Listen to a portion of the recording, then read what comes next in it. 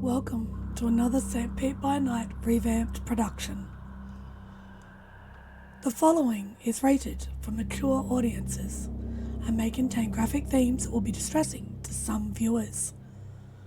As always, we recommend you ensure the safety and well-being of yourself and those around you at all times. Viewer discretion is advised.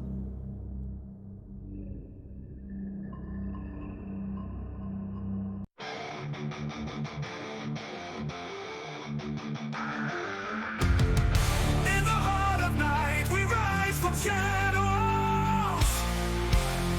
howling at the moon, igniting our battles, cleansing Gaia of an endless bite, until our final days we will fight. Thanks, man, we stand united as one.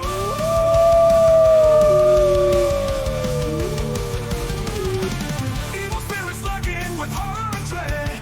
Little light leads us where the brave dare tread. Glory and honor, wisdom in our hand. Together we rise, take our final stand.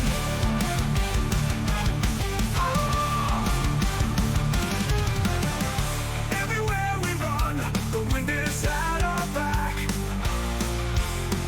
All the warring forces we will track. From the depths of the ocean to the clouds in the sky, vampires tremble as we learn to fight. Rage across timber, in this fight we'll stay. Evil spirits lurking with horror and dread. Little light leads us where the brave dare tread. Glory and honor, wisdom in our hand. Together we rise, take our final stand.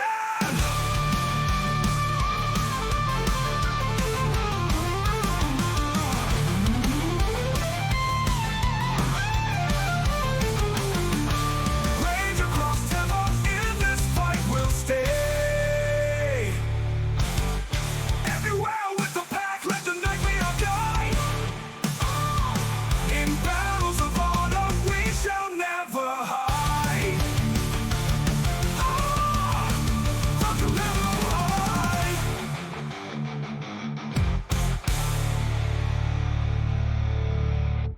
Good evening and welcome to the Stepford By Night Entertainment Network, where we play St. Petersburg by Night, a massive multiplayer 5th edition World of Darkness Chronicle set in the city of St. Petersburg, Florida. My name is Kent, also known as Kent on all social media, and I am the lead storyteller of St. Petersburg by Night.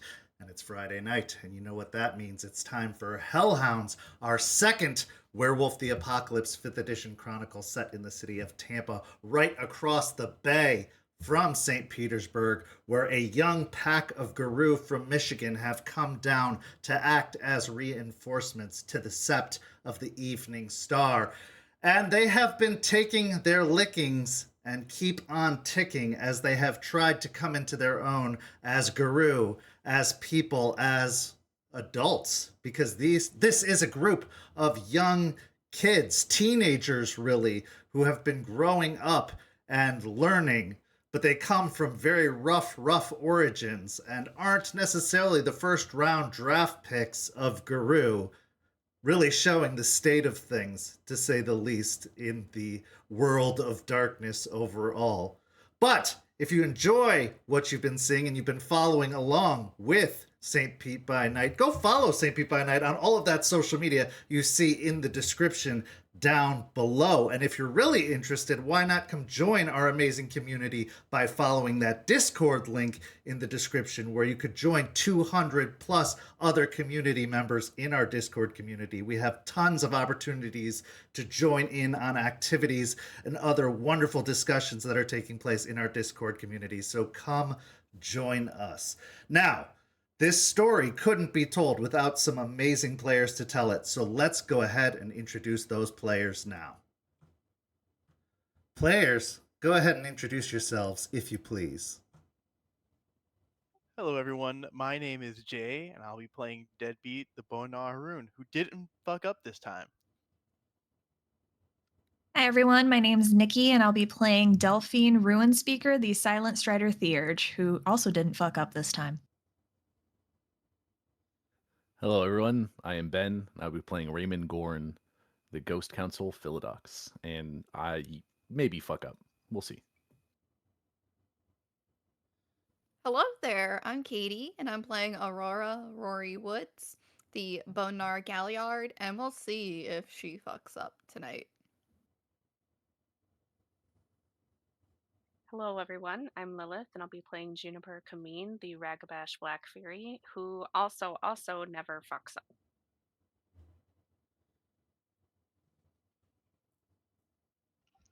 Hello, everyone. I am Nori, and I'll be guest starring as Malicious Jester, the Black Fury Galliard, who is somewhat overworked and tired of the shit. So, last week, the pack was sent to investigate what we are dubbing Stepford Hell, a location up in Old Seminole Heights that has been infested, or really infected, by the plague of plants that have been coming out of Piney Point. This particular location has been infected because the residents that have taken up life in this location have exhibited signs of infection in their behavior and in their physicality. Now, things have gone from bad to worse, as noticed by one member of this pack who decided to visit this location a little bit earlier than the rest of the pack, when Juniper decided to scout out this location on her own a week prior, only to be ambushed by the residents of this community and almost nearly taken down to unconsciousness and possibly killed by them. Luckily, if it weren't for her mentor Stakes, who was able to drag her to safety, things could have gotten a lot worse. So when the pack arrived, along with Charles and Jester, to investigate the scene, they found a rather unusual and grisly sight. Many of the residents were found dead. Others were found mangled and destroyed. The pack split up into two groups investigating the houses. One group finding the dead residents in one house. Raymond finding a photo showing that Juniper had, in fact, come to the site early and proving her guilt of having been investigating on her own, outside or in an extracurricular manner.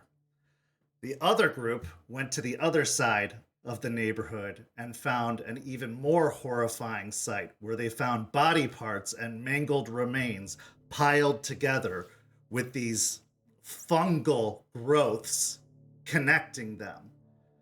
When they went to investigate further, this fungus seemed to cause these body parts to grow together and move, and this mass to start lurching towards them.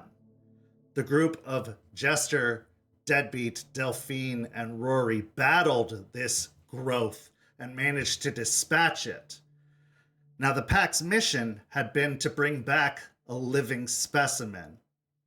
They didn't necessarily do that. Instead, what they brought back was a hand. A moving hand, completely removed from any body. This disembodied hand that moves on its own would have to do as evidence enough. The group was then told to leave the scene, as Charles, Jester, and Stakes would remain behind to clean up whatever was left on the scene.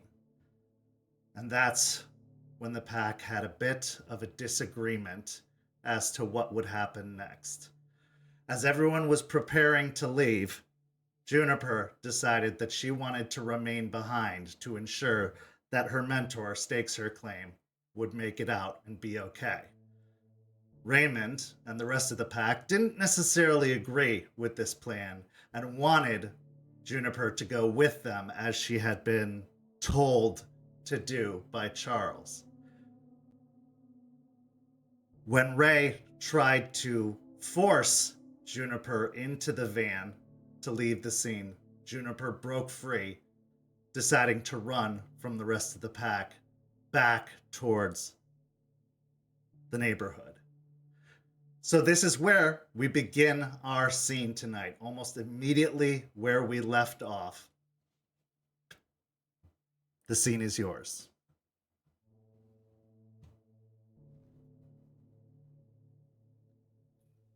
Seeing Juniper rip away from me and sprint off, having the back door of the van open. God damn it. Okay. Give me 5 minutes, and I will see if I can get her back. Delphine's going to just give Ray a look. Just saying, if we're Brit Litany Breakers, me and Deadbeat, she definitely is one now, too. We'll cross that bridge when we get to it. But I can't leave her here. I need to make sure we all get it back. We all get back. We were 5 minutes. You better run fast, soldier boy. Andale, andale. in 5 minutes. We'll leave with this and take it to Eliza, like we were told. Good. If not back, just leave. And I will shut the door of the van and sprint after Juniper. Okay. Juniper and Ray, I need you to make opposing stamina and athletics rolls, as this is a feat of, well, athleticism in running, but also a bit of stamina involved to see who runs out of breath first in this feat. Am I still at 2 rage?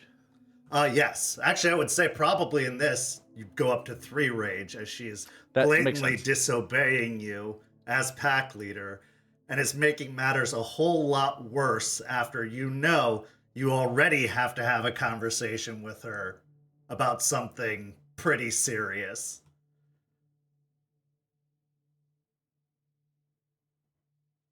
Am I still at 3 rage as well? Yes.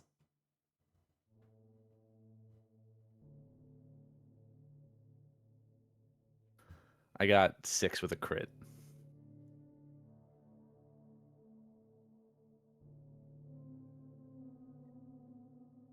I got 4 successes. Okay, so Ray, bounding with long strides across the street, you are able to catch up and gain on Juniper pretty quickly. What do you want to do? At this point, I want to stop her, so I'm going to try to tackle her. All right, give me a strength and brawl. Juniper, you can either try to avoid with a dexterity and athletics, or you can try to block with a strength and brawl of your own. I'm gonna try and block. Okay? Just for clarity's sake, have they drawn enough attention from Charles, Stakes, and I? Give me a wits and awareness, Jester. However, it's not going to be a very high difficulty.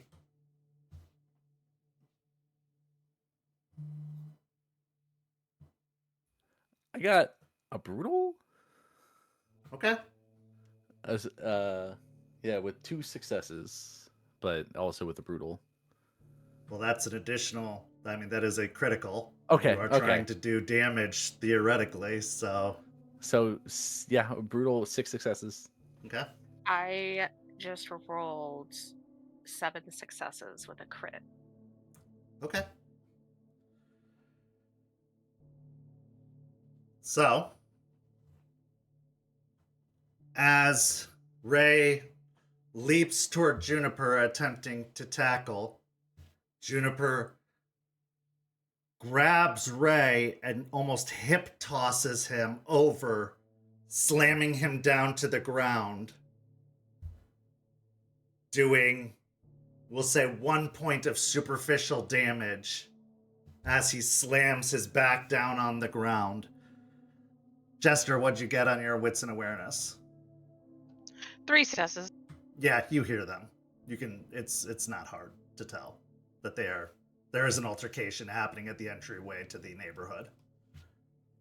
I'm going to actually turn from whatever conversation I was having with Charles and Stakes and just cross my arms and watch. Look at it. I'll glance at Charles and Stakes and be like, "This is what you put up with every day." Charles looks over towards Jester with a slightly bemused smirk. Yes. Stakes, in her lupus form, just stares at the entryway, and you can actually see the hair on the back of her neck start to stand up.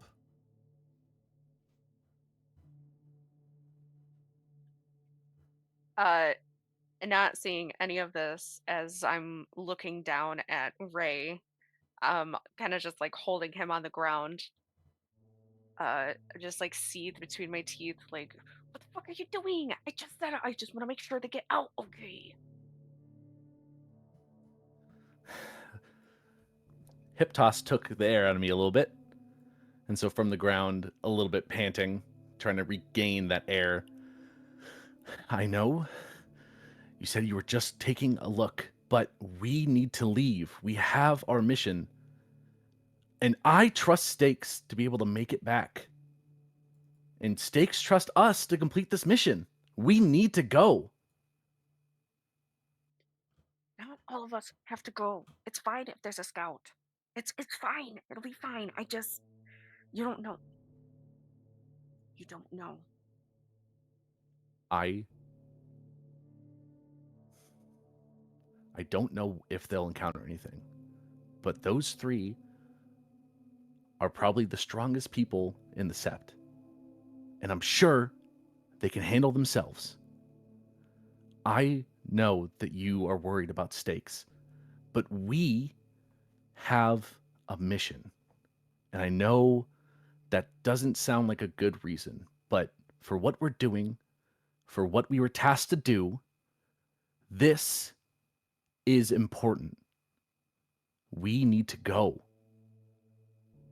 Do you not trust Stakes to be able to get out of here safely? We barely got out of here the first time.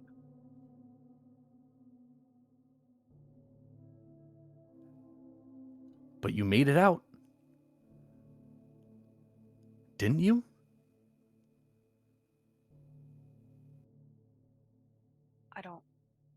I don't want them to have to go through what happened. I don't know how many more are left. I just want to make sure they get out. And if only I'm behind, it'll be fine. If you stay behind and any of them notice, you are now a liability to them. I'm not saying that you're not willing to fight for them or that you would be able to put up a good fight. But now they're worried about you. Now they have to watch out for you. Are you willing to put that burden on them just to make sure that they get out? It's not like I'm going in there again. I'm just going to keep a watchful eye from a safe distance away. It doesn't matter. Your presence here creates variables that are not accounted for.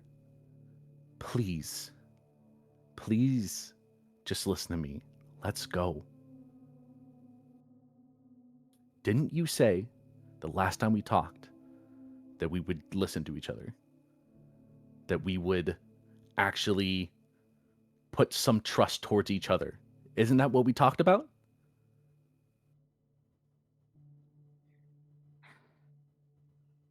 I'm going to just huff and not answer the question and instead look around and see if our scuffle here has caused any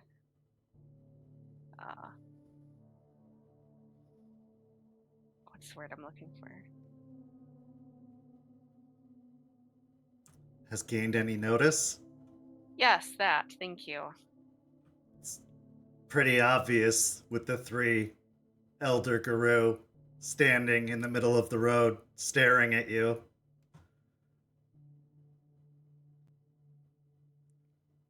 ST, I have a question. Sure. How far away did the two of them get? Probably across the street in the entry driveway to the complex. And we can see that Juniper is kind of pinning Ray. I wouldn't say pinning. She kind of hip tossed and threw him. I don't think she like grappled him or stayed on top of him. Okay. Can I reach in the back, grab my crossbow, and just level it, pointing at Juniper's leg? You are across the street in the van, aren't you? Or do you want to like actually get out of the van and like by the door? Yeah, she's gonna open the door to give herself a better vantage and just kind of level it, getting ready Yeah. to shoot her in the leg if needed. Yeah, you can do that.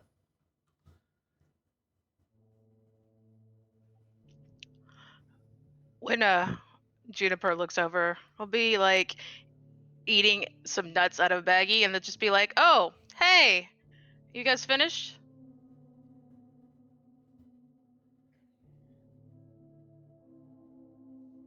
Uh, I'm just gonna kind of growl softly and look back down at Ray. Oh, great. They've noticed because you just couldn't fucking leave this alone. This whole problem wouldn't have started if you didn't leave it alone. Now let's go. Wouldn't have been a problem if you would have just let me make sure that our fucking people made it out okay. Oh, good lord, people. Could you stop arguing? Jesus. Or are you just used to letting your comrades fall behind in battle?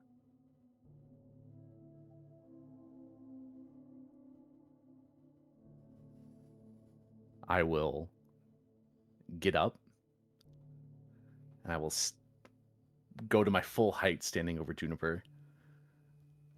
I'll match it. I'll stand up at my full height and look him square in the eyes. The reason I am emphasizing that we need to leave is because I don't want that to fucking happen again. Now get back to the fucking car. Fuck you, Ray.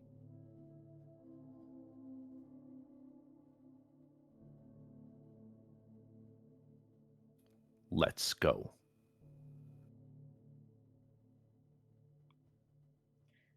I look back to Stakes, Charles, and Jester just staring, literally, metaphorically eating popcorn, watching us right now. And I just, I'm so angry. I just fucking like fist my hand and glare at Ray. Can I look over at the van? Yeah. Give me wits and awareness.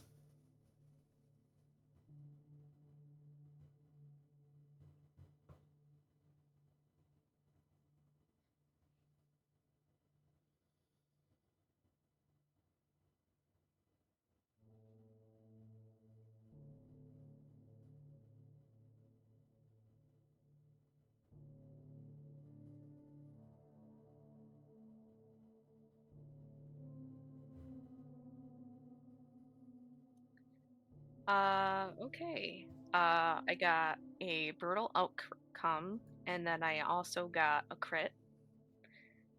And then I also got 2 more successes after that. So brutal outcome dictates an automatic failure. So you don't catch anything. You don't notice anything. I mean, you can see the van, but you're not gonna see Rory with the crossbow trained on you. It's too dark across the street. I will say that you will gain a compulsion, and that compulsion will be dominance. Haven't I already been doing that? Yeah. I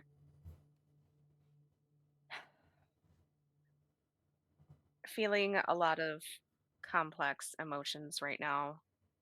and knowing that the three of them are just kind of looking at me and probably finding some weird level of amusement watching this, having all my fucking plans ruined to just make sure that they got out okay by a man in front of me with a superiority complex and the rest of my pack not leaving.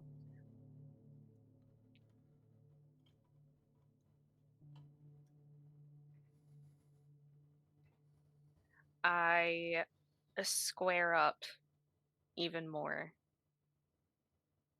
And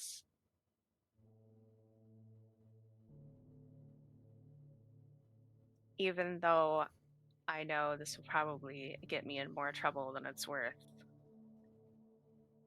I narrow my eyes and say, make me.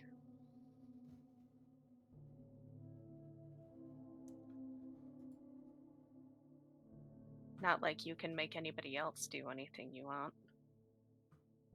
At this point, a growl and a bark comes from the driveway.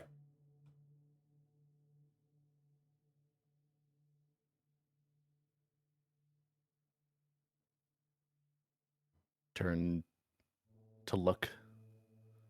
You can see that Stakes has her complete attention focused on Juniper, and that the scruff on the back of her neck is standing up.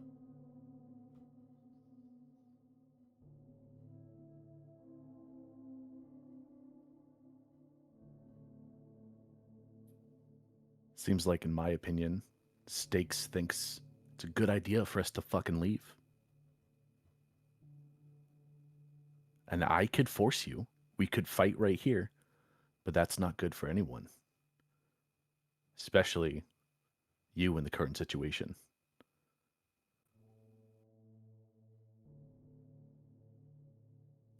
It'd also just be embarrassing for you, seeing as how you're not the best fighter, at least from what I've heard between you and Deadbeat. Never claimed to be. But I know my strengths and I know my weaknesses. So, will you go to the car? Or do you want to start an even bigger scene and make an even bigger problem? Make a choice.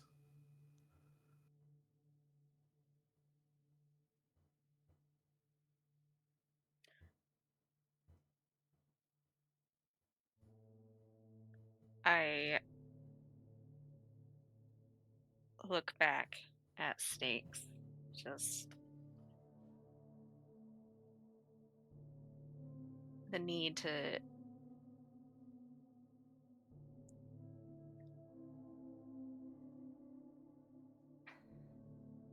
protect her and make sure that everyone just makes it back home, and just like the overwhelming feelings of this whole thing going shit ways sideways and still needing to like grasp onto some sort of control of it all.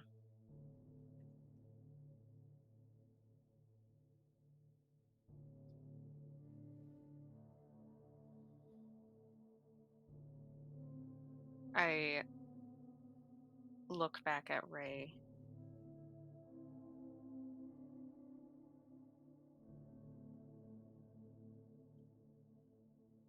You ruined all of this. And if they get hurt because you're trying to have some fucking pack leader authority moment right now and not letting me stay, this is going to be on you. You've already shown that you can't fucking keep any of us together. And I'm sure that even Deadbeat would be a better leader than you.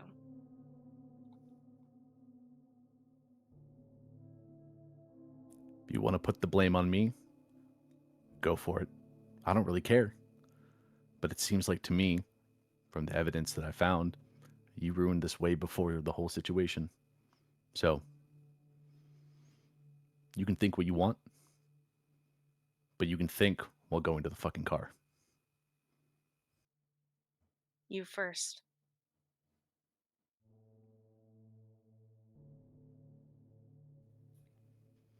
I will just stand there until she moves. Storyteller, about how long have they been at this now, would you say? Probably about 10 minutes. Rory's gonna take the shot. Okay, give me a composure and firearms. I'd like to say for at least what Deadbeat's doing right now, I'm just very obviously looking out the window, just like trying my hardest not to laugh my ass off, but just very obviously amused by the whole thing because the feeling, seeing this go down and knowing what I did in the first set meeting and now what Juniper is doing right now is oh my god, it's so perfect. I'm just basking in the glory of this whole situation.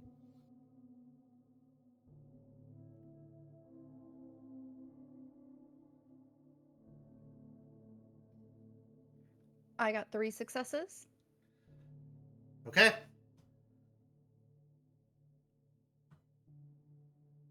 The crossbow bolt does strike. As you did fail the wits and awareness, it is considered a sneak attack, so it is difficulty 1 to hit. So it does hit. It doesn't do a great deal of damage as you are in your Glabro form, which is a supernatural form, so it is halved.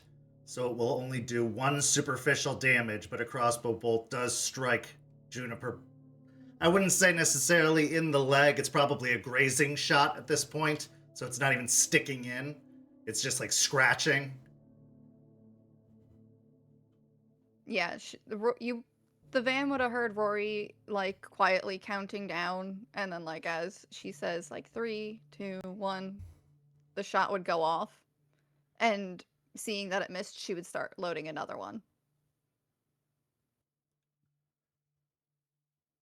As the shot grazes me, I hiss out in pain. Did you just fucking shoot me?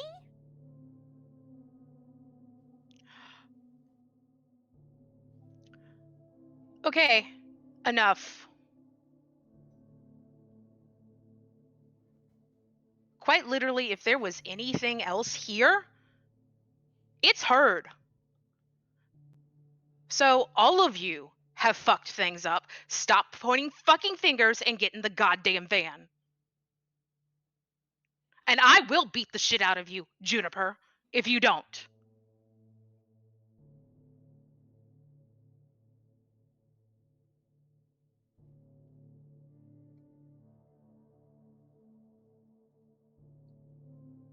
I just glare back as I'm just like holding my arm a little bit where it grazed me. You know, fuck all of this.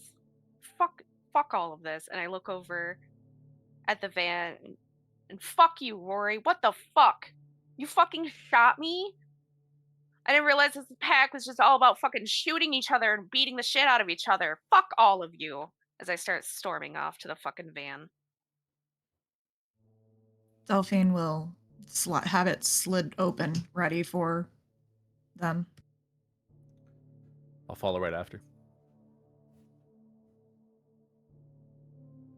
As the pack heads towards the van, climbing in and taking one of the most uncomfortable car rides, leaving Charles, Stakes, and Jester in the driveway. Charles looks towards Stakes and Jester and says, "Do you think the photo sent the message?"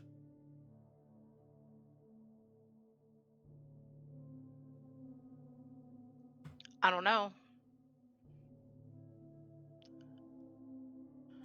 I guess it depends on who knows about it.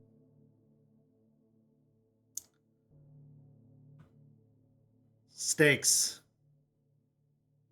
kind of lets out a low snort Charles just shakes his head. Let's see what they do with that information.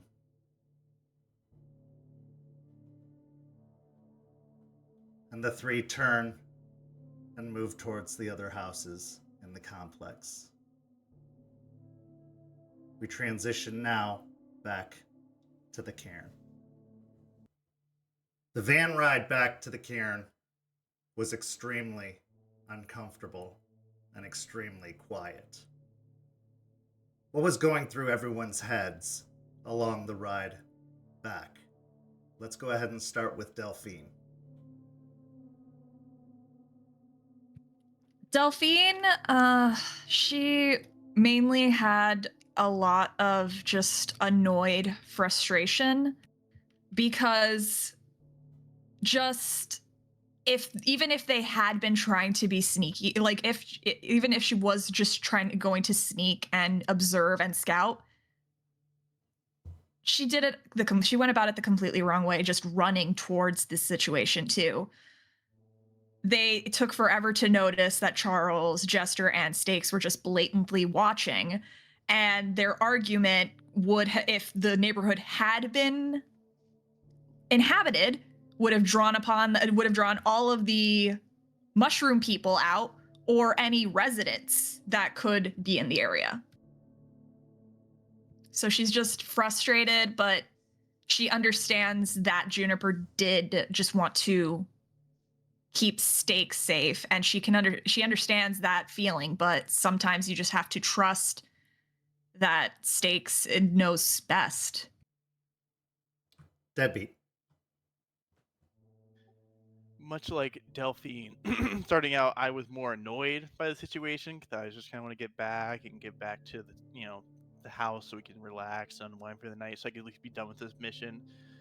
But it developed into something much more entertaining by the end of it. Seeing Juniper go through almost pretty much what I did in the first set meeting was cathartic, to say the least. As much as Juniper's been kind of annoying to Deadbeat, seeing her downfall like this has been a really nice bow to this night, as he's now sitting in a shotgun, his feet up, his hand behind his head, smiling, just ready to get this night wrapped up and go to sleep on a very positive note here. Rory.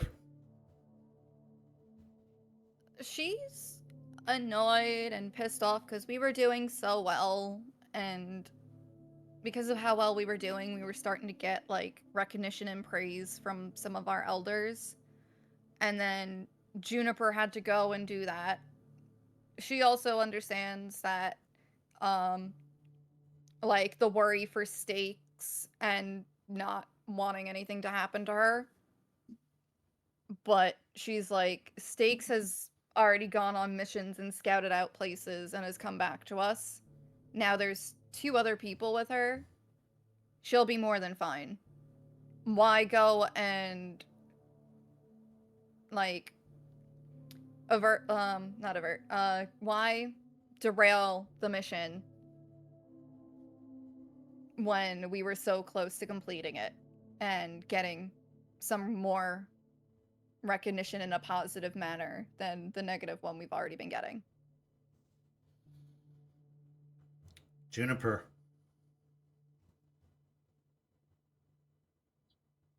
I am so incredibly fucking angry right now. I have changed into lupus form, and I am just glowering at everyone while curled up in the corner of the van. I'm sure they're all blaming me or what the fuck ever, but none of that would have been a huge commotion or anything if they had just let me just fucking watch. Just fucking watch, just to make sure. And then if something did happen, I would be able to run off and contact somebody. But no, they had to make a big, huge fucking deal about it, which ruined everything. And I'm the one that's just left feeling fucking embarrassed and righteously fucking furious at everyone. And then, of course, Rory fucking shot me. So that's good to know that anytime I, quote unquote, act out of line in the future, I'll just be shot. That's great. That's real fucking fantastic. Love knowing that I'm surrounded by people who are willing to fucking shoot me just because I don't do everything that they fucking tell me to. Love it. This has turned into an absolute fucking shit show. And I kind of hope that the next time we have to deal with somebody like this or something like these fucking creatures, that one of them get fucking got. So then maybe they can learn what I already know. And Ray. I'm really mad. I mean, not only it's not the fact that she disobeyed me. That is part of it. This is an active mission we were a part of. I should have a say in what happens and when we leave and what we do in an active mission. That should be the case. And to blatantly ignore that, infuriating. But the fact that she decided to do something so stupid and add a variable to a part of the mission that did not need to be added and potentially cause damage or her get caught out and hurt and potentially get someone else hurt. Why couldn't she trust the three that were there to do their job? There was no reason for her to go out there. And it seems like from the photo I found, this isn't the first time she's done something like this. So why would she make the same mistake again? It's complete idiocy that she was trying to do that again. There was no reason for it. So as the van pulls into the assigned place, the place designated for parking before the long walk to the cairn, you've all made this walk enough times now that it's almost second nature. Even in the dark, you know how to find the cairn. Those guru instincts are starting to take over. More now than ever. Maybe it's this place. Maybe it's the time you've spent here. Maybe it's the training. But this is different. You've never had this experience in hell. You really didn't even spend that much time at the actual cairn in hell. You spent a lot of time at the bar, but the cairn was out in the state park, and you'd go there from time to time, maybe for ritualistic purposes or big meetings, but you didn't spend as much time at the cairn as you have with this pack, with this sept. You've spent a lot of time there here. So as you all climb out of the van and start making the walk towards the cairn, the time passes quickly, and before you know it, you're entering the clearing. The walk seeming to have gone a lot faster than any time previously. It's as if the woods wanted you to go there, wanted to make the trek easier. Deadbeat and Delphine, the spirits didn't give you as much trouble this time. You could still feel a little bit of resistance, but it gave way fairly quickly. As you enter into the clearing, there isn't a lot of light to be seen except for a single fire, a campfire, where you see the elder guru, the eldest of this particular sept, Eliza Ross, the Rite Master, and Theurge, sat beside the fire. Her long silvery gray hair hung down to her shoulders. She wears a shawl tonight around her shoulders to block out what little chill there is in the air. And as you enter, a smile breaks across her features, showing the wrinkles of age in her face. and she beckons all of you forward to join her by the fire. She sits upon the ground where several mats are laid out around the fire, most likely horse blankets or crocheted hand-woven blankets.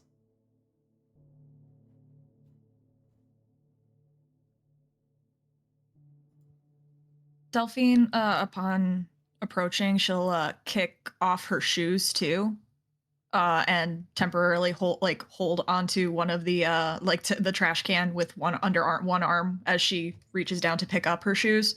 But she will walk barefoot the rest of the way over to the fire and drop off the horrible, horrible thing in the trash can in front of Eliza.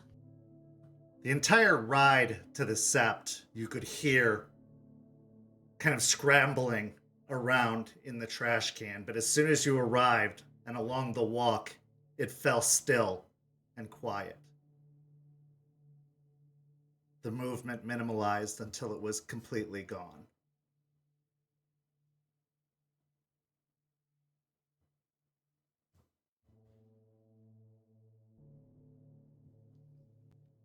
As you set down the trash can in front of Eliza, she kind of gives a curious look, her eyebrows raised. But she says nothing as she waits for the others to arrive.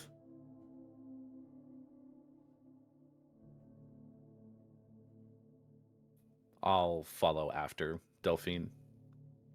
And I'll go around Eliza and take the spot over to her left that she had laid out there.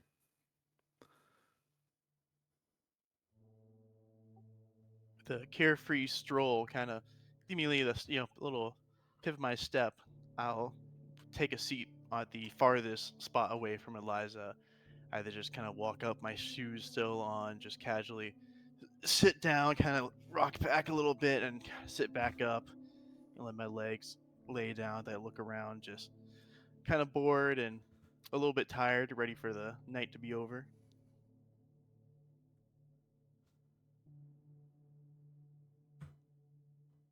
Rory will kind of follow behind everyone.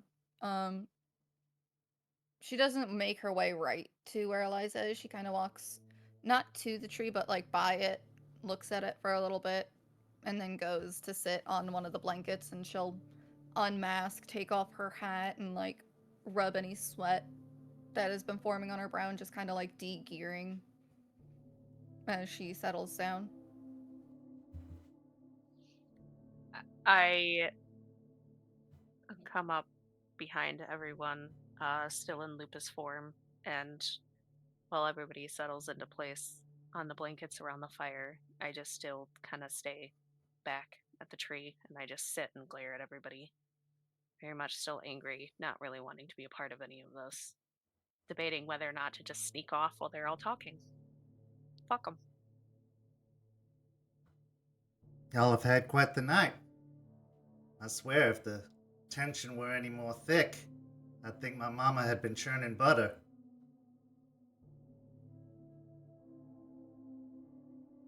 Juniper? I just huff. Come sit beside me, darling. Please? At hearing the sincerity and the pleas, I just huff again, but begrudgingly make my way towards Eliza and just kind of slump down beside her, still glaring at everybody else. Is she still injured, by the way? There is probably the slightest scratch, but it's not It's not a big deal. Probably hardly noticeable. So, like, no damage to her health tracker? Okay. Not really. Eliza immediately starts patting and scratching behind Juniper's ears. Y'all, you did good, believe it or not. I heard all about it. I had some friends looking in on you. I always do, especially the young. Need to make sure the pups are watched after, to make sure that they are protected, especially when they go on assignments such as these. These are terrible times and terrible things we're dealing with.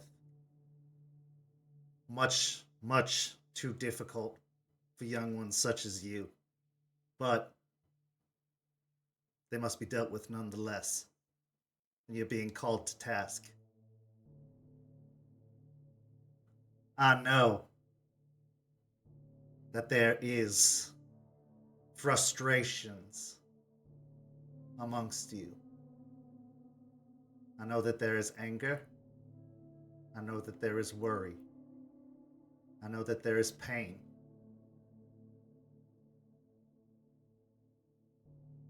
I know that there is fear, most of all.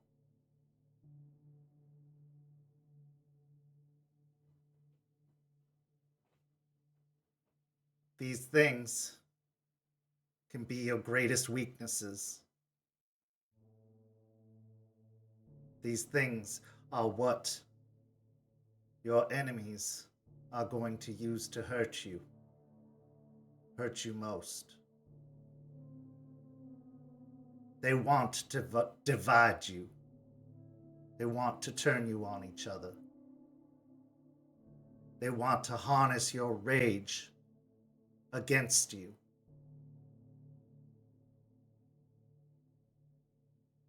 It's our greatest strength and our greatest weakness, unfortunately. It's one thing my people had to learn to walk away from, had to put into balance. Something that the nation at large didn't look too highly upon. And I'm not here to preach or to convert. What I am here to do is to show empathy for what you're going through. And to tell you that I am here to listen. I am here to counsel. I am here to help. No one is going to have your back more than your pack or your sept.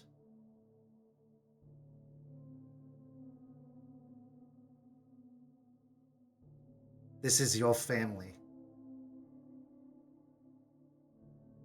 And families fight. Families bicker. Families are at each other's throats. It happens. But families also forgive. Families move on. Families grow together. It's a very big, scary, and lonely world. But it doesn't have to be. Garou typically live a very short life. I have been blessed to make it as long as I have, but I fell from the path for a lot longer than I'd like to admit. And I lost many that were close to me along the way. Most Garou don't live past the age of 25, and I know most of you haven't even reached the age of 20 yet. So that means, if you're lucky, some of you have maybe 6 years left. How do you want to spend it? Angry? Bitter? Alone? Or do you want to spend it with family, fighting for something you believe in? Growing together, becoming better, and bettering your chances of making that 25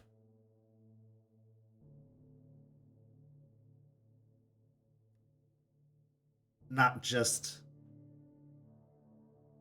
the end date, but something to be bypassed. Because you're more likely to pass that mark if you have others to pass it with.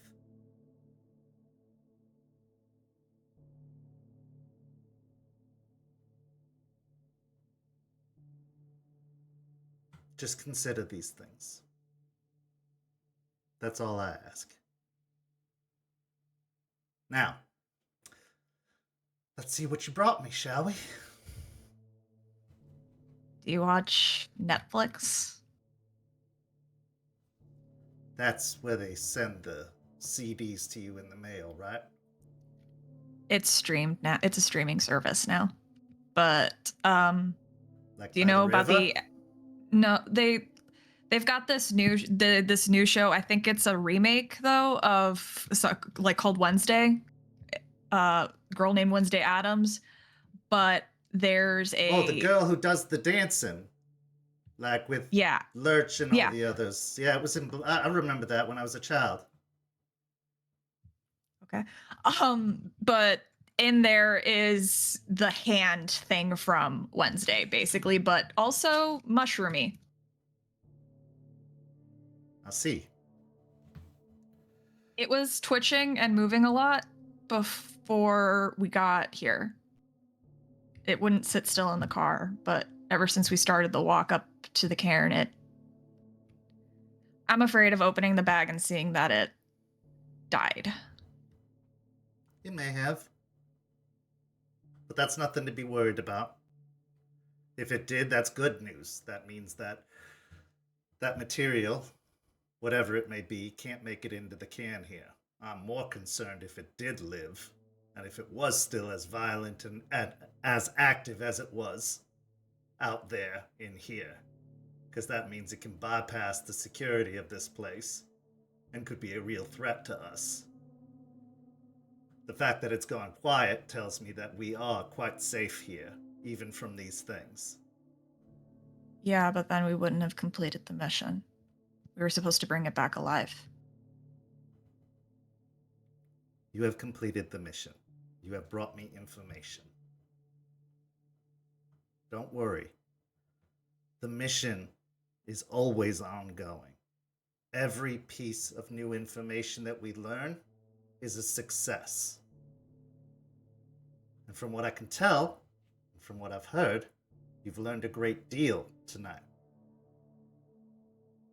So do not base tonight on success or failure. You succeeded.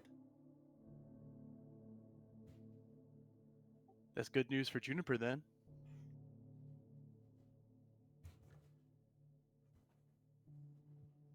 Delphine just kind of looks awkwardly between Ray and Rory and Juniper.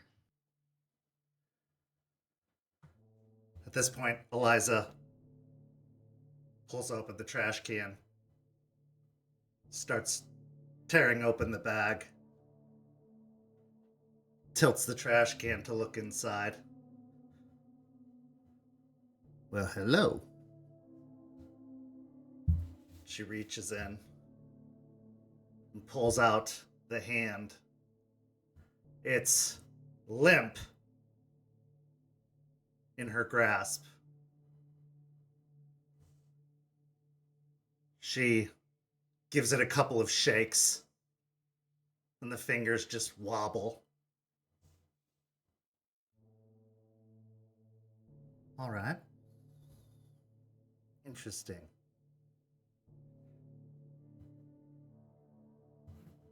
It's whole. This is good news. Usually these things, when they're removed, start to decay within an hour. The fact that it has not decayed is good news. It's paralyzed or it's dormant. That tells me that it's not able to be active within the space here. This is good news. Now what I need to do is take it outside of the space and see if it becomes active again. But this isn't anything you need to be troubling yourself with. This is something that I can do. Y'all have completed your mission here, and you've done well. Remember forgiveness. Remember family. It's a hard thing to be Guru. It's a hard thing to be young. But it's an even harder thing to do alone. And as someone who has been alone many, many times throughout this existence, I wouldn't recommend it. I am very lucky that this sept found me. I am very lucky that they welcomed me in. And I'm very lucky to say that I have family once again. Give them a chance. They could be your family too.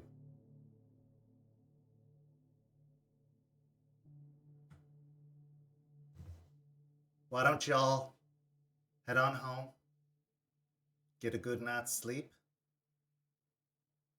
From what I hear, y'all did well enough to earn yourselves a couple of days respite. And then perhaps you might all be having another assignment here soon. Perhaps it'd be a good idea to take some time apart from one another. I know that these things can grind the gears a bit and raise some tensions. But just think on what I said. Truly. Give it some thought. Juniper, why don't you stay the night here at the camp? I think you need some outside time.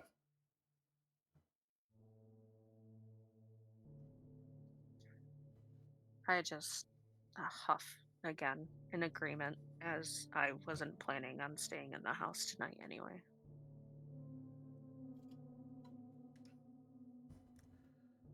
Does anyone have any questions before they go? Anything else I can do for you? Anyone hurt? No, but so the arm thing's not going off in here. That like, if they're like spirits that can kill the arm spirit, and that means the arm spirit is not like, if the arm spirit is down, does that mean this arm is not able to do anything? From what I can tell, this isn't a spirit. This is a manifestation of the fungus and the spores within. So it's a bane? To some degree, that's what we're trying to figure out. We believe that there has been some sort of, well, genetic or scientific fuckery afoot, where they have somehow mixed banes and genetic material together. She's sorry, Flowers. Oh, they're over there. They can't hear me. When we were there, I looked into the Umbra. It looked like scenes out of Frankenstein. The Yes. Weaver and the Worm and the Wilds all fused together in just weird, unnatural, and disturbing ways. Yes, I'm glad that you saw that. I saw that also when I visited one of the sites. Whatever they're growing is infecting not just this side, but that side also. And all of this is from a housing development company? No. It's from something much bigger. The housing development company is merely a front for a bigger organization.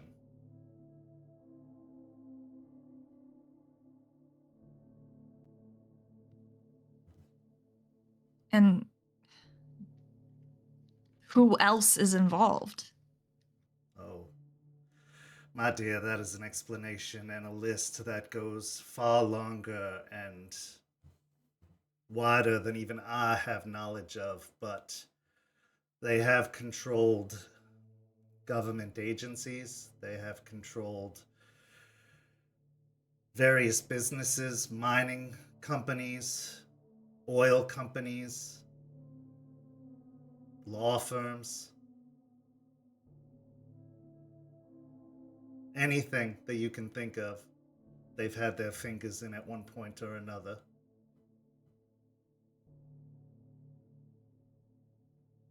If they want it, they get it, one way or another, at some point.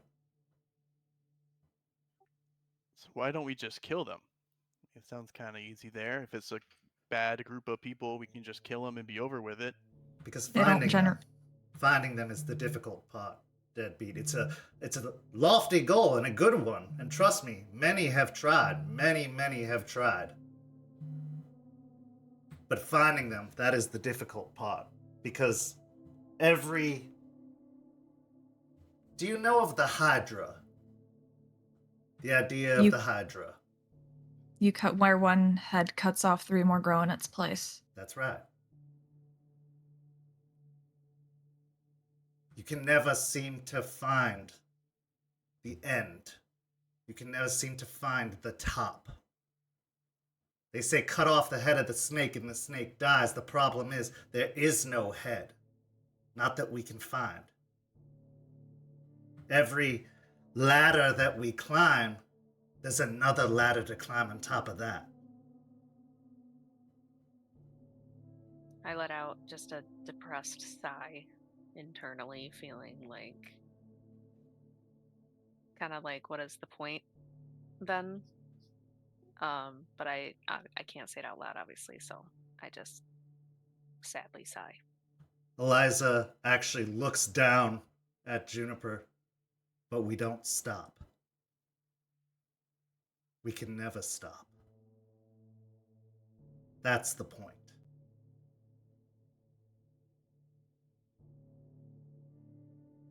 Because if we do, they win. Every victory that we have beats them back. That's why we're here.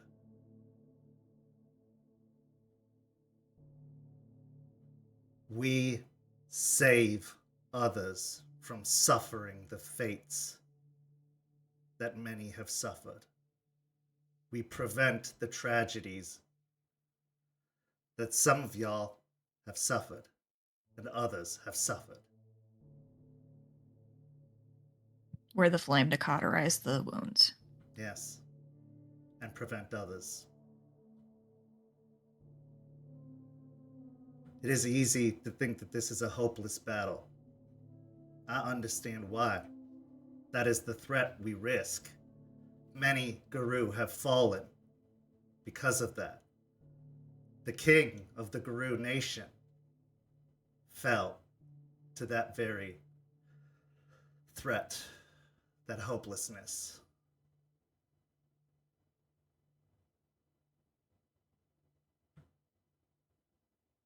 But we fight on. Because we must.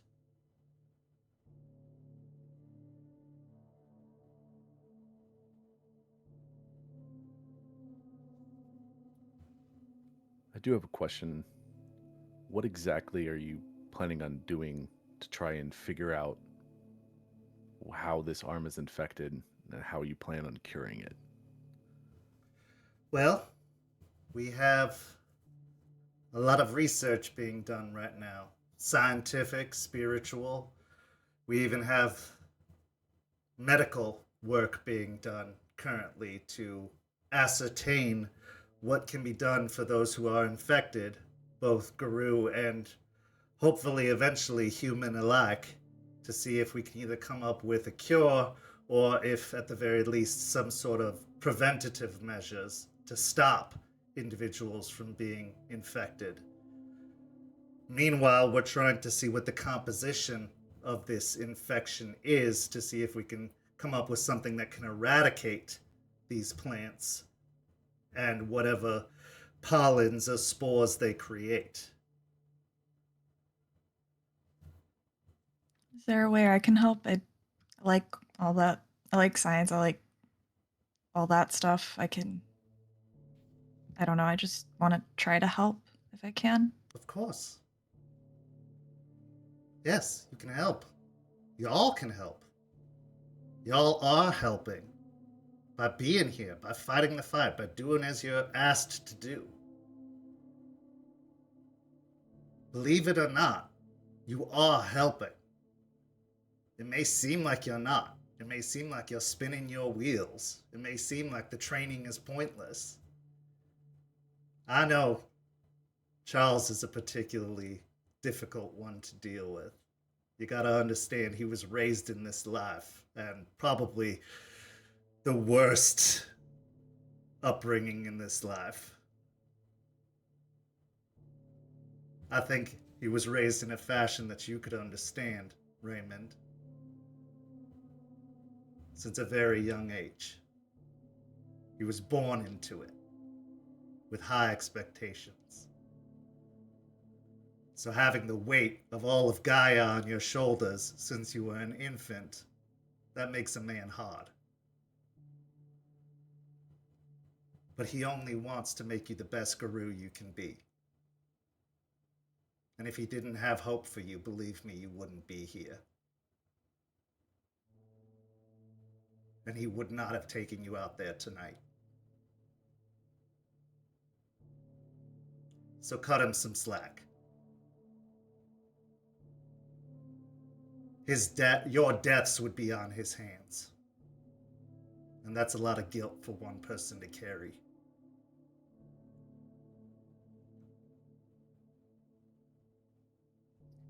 I acknowledge that he's making an effort with us. He was a little more kind. She looks at everyone, kind of just trying to be like, would that be the right word? But he was hearing out our suggestions. He praised Deadbeat on even getting a lead that he didn't even know about and is going to follow up on. Then you must be doing something right.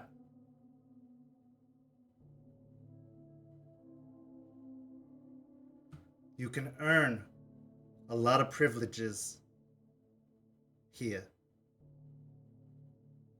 And it's not like you're children. Yes, you could walk away from all this at any time. But remember what I said about being alone in this life. The world out there is far crueler and harsher than Charles is. And one mistake, one slip up, one act of aggression, and the humans will treat you far worse than Charles ever did. Because fear does terrible things to people. That's not a threat. That's just how it is. All those torches and pitchfork stories, there's some truth in those. There's enough torches and pitchforks in the news without us adding to it. That's right.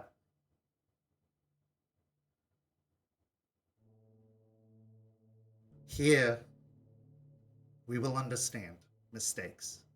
We will help you correct them. We will teach you a new way, and we'll move on. Yes, there's a lot of talk about litany and rules. We're working on that. We've all made mistakes. Some of us have broken the litany ourselves. It happens. We just try to do better. We try to correct it. We try to move on. Nobody is perfect. We all have our baggage. We all have our pasts. We all have our mistakes. We do not judge any of you for those mistakes. But if you hide it, and if you let it bring harm to this place, or to your packmates or your septmates, we will do what we must to defend it. But if you let us help you, if you tell us what could be hurting you, we will fight beside you with the fury of 1,000 suns.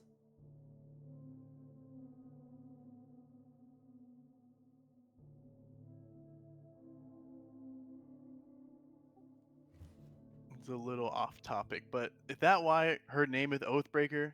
Did she break the litany? Is that why her name's Oathbreaker? Yes, I knew it. I knew it. Called it. but she accepted her shame. She didn't rebel against it.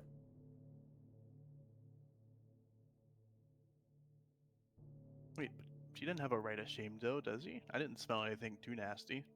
No, she took it upon herself. She gave herself shame.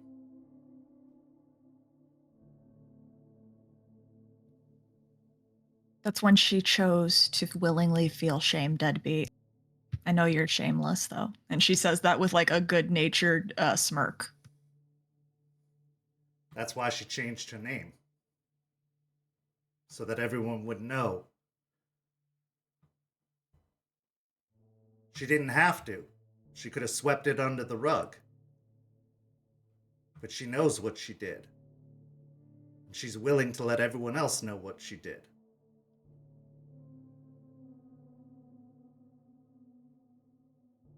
So if I could, instead of taking a right of shame, I could have just owned up to it more and just been like, "Oh yeah, I feel shame about it." No. Why didn't they tell us that was an option? No, that was not an option. They were gonna shame us regardless, Deadbeat. Not fair. They The- didn't really like us, so. The ones judging Aspen just probably decided that she didn't need shame, a right of shame, but she just took it upon herself. That was the nation, right? I assume like high judge in nation. I don't know how the whole system works there. We just had our. It's similar, our yes. Yes, you're correct.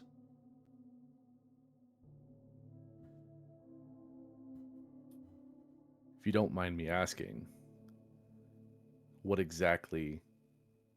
part of the litany did she break exactly?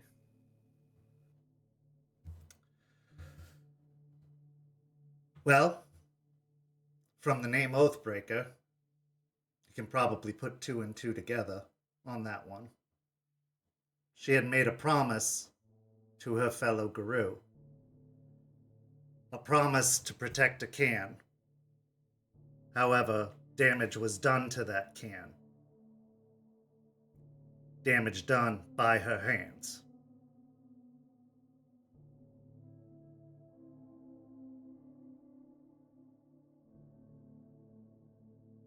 Damage done to a Caern is breaking the litany. Take no action that would cause a Cairn to be violated. Correct.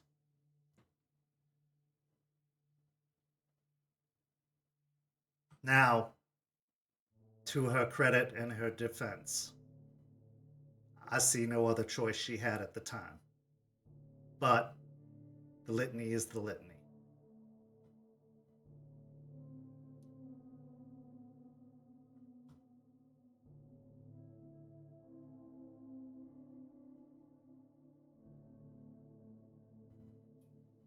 I did have another question that Certainly. doesn't really involve the mission, but we have been visited by a spirit that's been, it seemed to want to have, it selected our pack. This is Ember, right? Yes. She was here earlier today as well.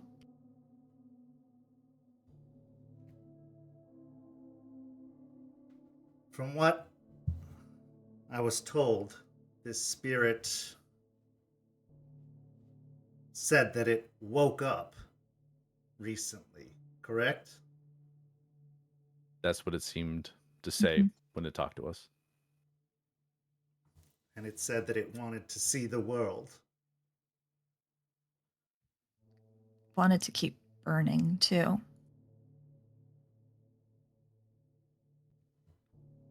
And then said something about the fires burning in us.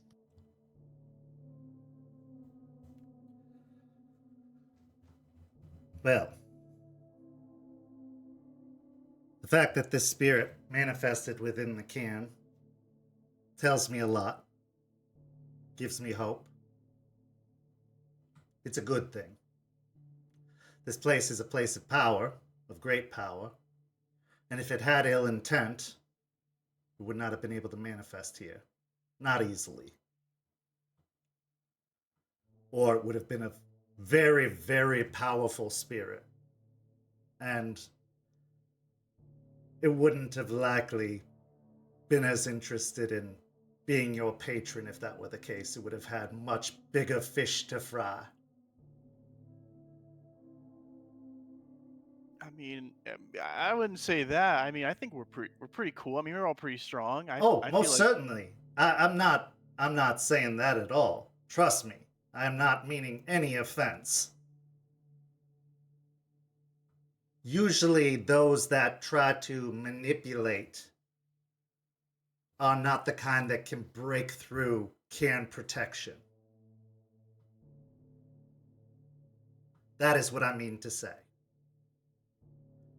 A powerful spirit that can break through the protection of a Cairn is one that is meaning to destroy said Cairn, or is meaning to do harm of a certain nature.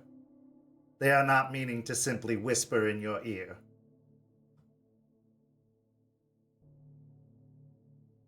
okay, that makes sense. All right, I'm just making sure. Just Oh, no.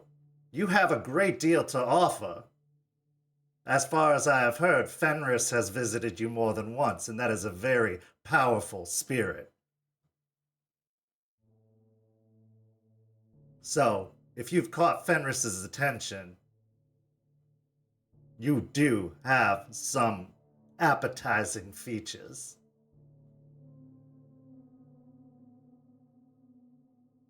you see, I kind of like sit up a little bit more straight, kind of look a little bit like proud of myself for that, like for hearing that. Like, yeah, I am pretty strong. I did get his attention. Hell yeah.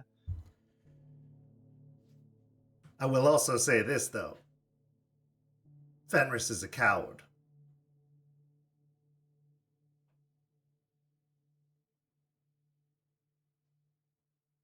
Been hearing that a lot lately from a couple people about this Fenris thing. Like, why exactly is it a coward? Because rather than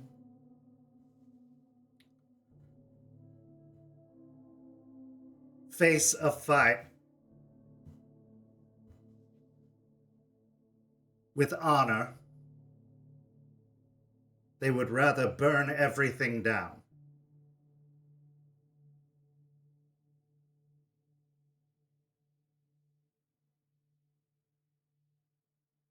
They let their rage consume them. They gave in.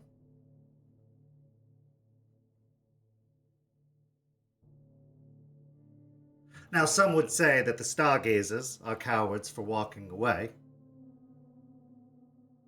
And I could go on a whole diatribe about why that's not true, but I'm not interested in converting anyone or explaining to anyone the differences. I'm here. I'm standing beside you. If I were a coward, why would I do that?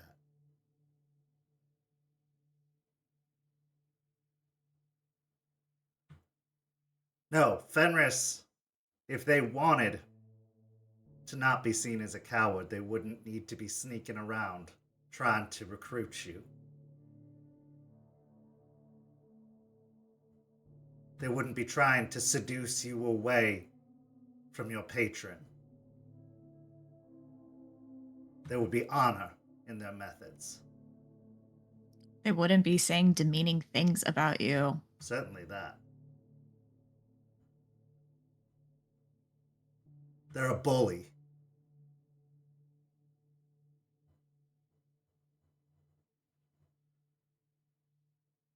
And most bullies have cowardice in their hearts. They're running from something they're afraid of.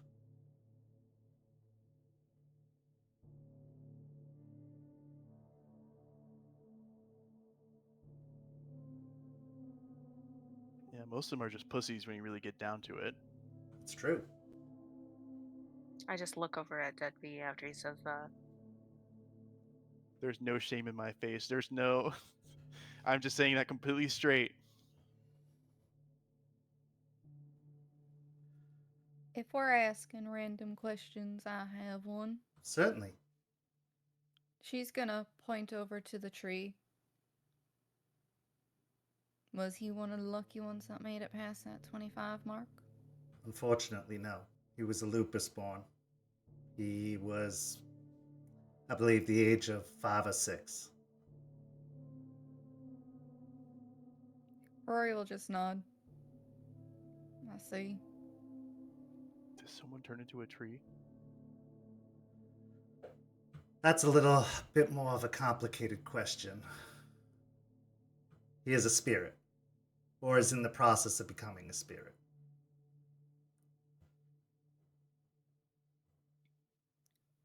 I imagine Deadbeat looks confused. Yeah, I'm just looking around confused because I'm pretty sure we never saw a spirit of a person yet. So now the idea of hearing about people's spirit is someone becoming a spirit is now confusing to me as I'm just, what the hell? Perhaps I can He explain. was As a guru, you are a third spirit, a third wolf, and a third man. Aiden, who was born a wolf, in his transition became a third man and a third spirit when he became guru. Now he has shed off the wolf and the man and is becoming full spirit.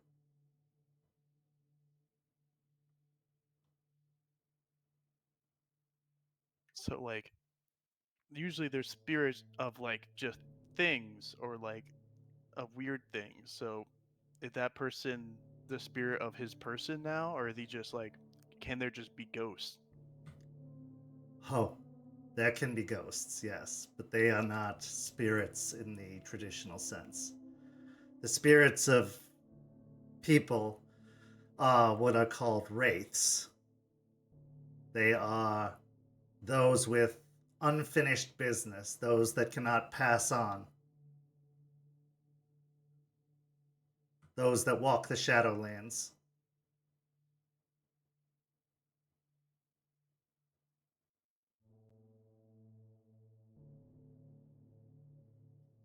I mean, think about it, Deadbeat. Werewolves, vampires, why not ghosts? I'm just confused that we have spirits, but then we have ghosts, but they aren't ghosts. Spirits aren't ghosts. They're spirits of things. But then we have ghosts who aren't ghosts. They're wraith, and they walk in the Shadowlands, which Right. I guess is not the Umbra. I It guess. is, actually. It's a section of the Umbra, deep within the Umbra, another part of the Umbra. The Umbra is actually a very, very massive place. There are different sections of it. Our spirits come from a place known as the Spirit Wilds. It's another section of the Umbra. You know, Deadbeat, if you wanted to learn more about it, you could come with me whenever I do theurge training with Eliza. She talks a lot about the Umbra. No, nah, man. I'm about to have a stroke hearing this. I don't want to hear. I don't want to hear about this anymore, man. This is too. What the hell? The spirit wild? What the fuck they even mean? Or It's where who the made these spirits come names? from. Like Spirit Land. See, that's a better name. I like that name. What's the spirit wild? That's some bullshit right there. The Shadowlands? Who could just name that Deadlands? It was Certainly probably a could. Galliard. It was probably just Galliard branding. Yeah, Well, fuck you, Rory. once, This is your if you time. ever get close enough to see it, you would understand why it's called that. It is not a pleasant place. Good thing we'll probably never have to go there. I hope not.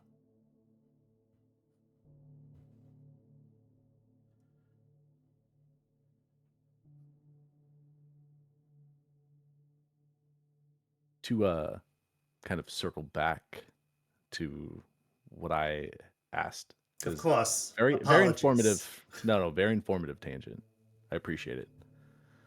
But Ember, your Since- spirit, yes. yes, since Ember has shown interest in us as a pack, and we earlier today kind of came to a consensus of accepting it, how would we go about doing that exactly? Well, there is a rite that would bind you to it and it to you. It would make it official, effectively. You would join yourselves, and in doing so, it would share some of its essence with you. Now, this does come with some benefits. You would have access to them. They would hear you and be able to visit you regularly and actively. They would be with you at all times in some fashion. They would grant you gifts. However, they would also have expectations of you. And not upholding these expectations could bring their ire, something that you do not wish to do. Because this is your patron, similar to your tribe patron, upsetting them could mean the removal of your guru abilities. Again, something you don't wish to have happen, because you are also sharing your essence with it.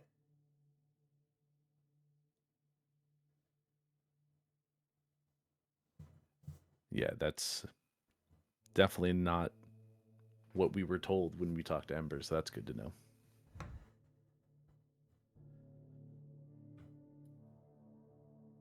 Spirits are tricky and fickle. I'm beginning to learn that. So, with your position as Rite Master, is it possible for you to teach us this rite? Absolutely. It would be my honor to teach you. Is this something that we all learn to be able to do this, or? Well, I would teach one of you. I could teach all that wish to learn, but usually a rite such as this is led by one who then brings the others in to assist in the rite. Everybody has a part in it, but the Rite Master leads the rite.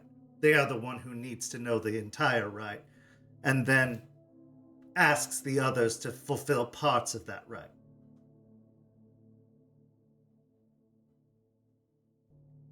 Got it. Which one of us do you think should learn it? Well, I think in due time, Delphine, you should learn it, because as a theurge, it is good to know as many rites as possible. But I believe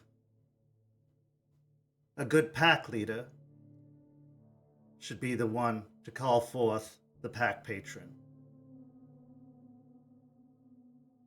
It is a good way to establish a connection,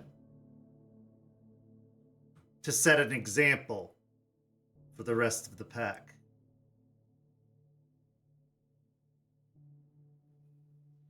If you're willing to teach me, I'm willing to learn it. I certainly am.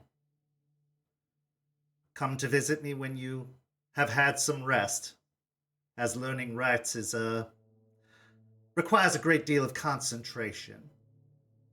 And I know this has been a long evening and a very trying time.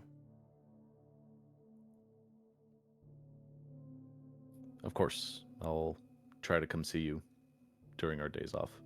Of course.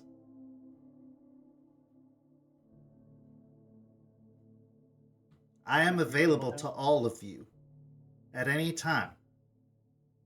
You do not need Charles's permission to come visit me. You are for all intents and purposes, at least for the time being, part of this sept. You are welcome here, and you are welcome to my guidance and advice. You are welcome to speak to members of this sept. We are here as your adoptive family. We want you to succeed. We want you to grow. We want to see you get past that 25. I want you to one day be old like me so that I can be looking down on you from one of these here trees.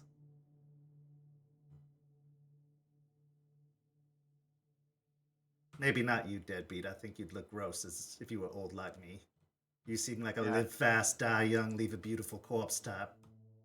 I mean, like 40s, 50s, maybe, but like, I don't want. How old do you think I am? That's a trick question. That's a trick question. That's a trick question. I wouldn't answer. Rory's leaning forward, like, answer the question, Deadbeat. Now I'm curious. I won't put you on that fire. Now go on, Git. Y'all had a long evening. Y'all need some relaxation, but before you do, she reaches down into a satchel. She pulls out a handful of something, whispers into it, and then tosses it into the fire. And as she does so, the flames burn green and sparks fly up into the air. And she starts to sing a song in a language that none of you understand, but there's something very earthy about it. Something very rhythmic about it. And as she does so, there's something also very soothing about it. Everybody loses one rage as it settles and calms.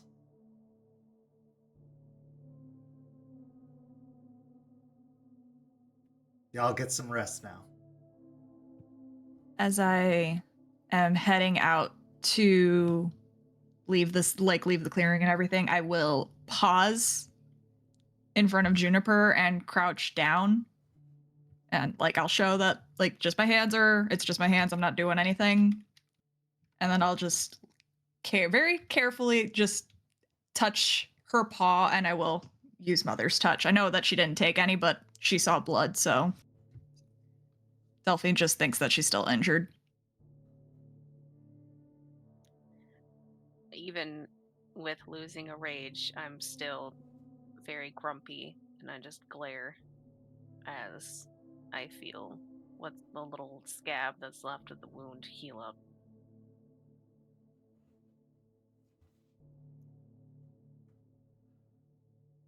As you all head back to the van, Juniper, you remain behind in the cairn to stay the evening. This is now where we go to break for a few minutes, and the first half of our story comes to a close. We will return with the second half and a very, very tense confrontation between two members of the Sept who have unfinished business. We'll be back in just a few minutes.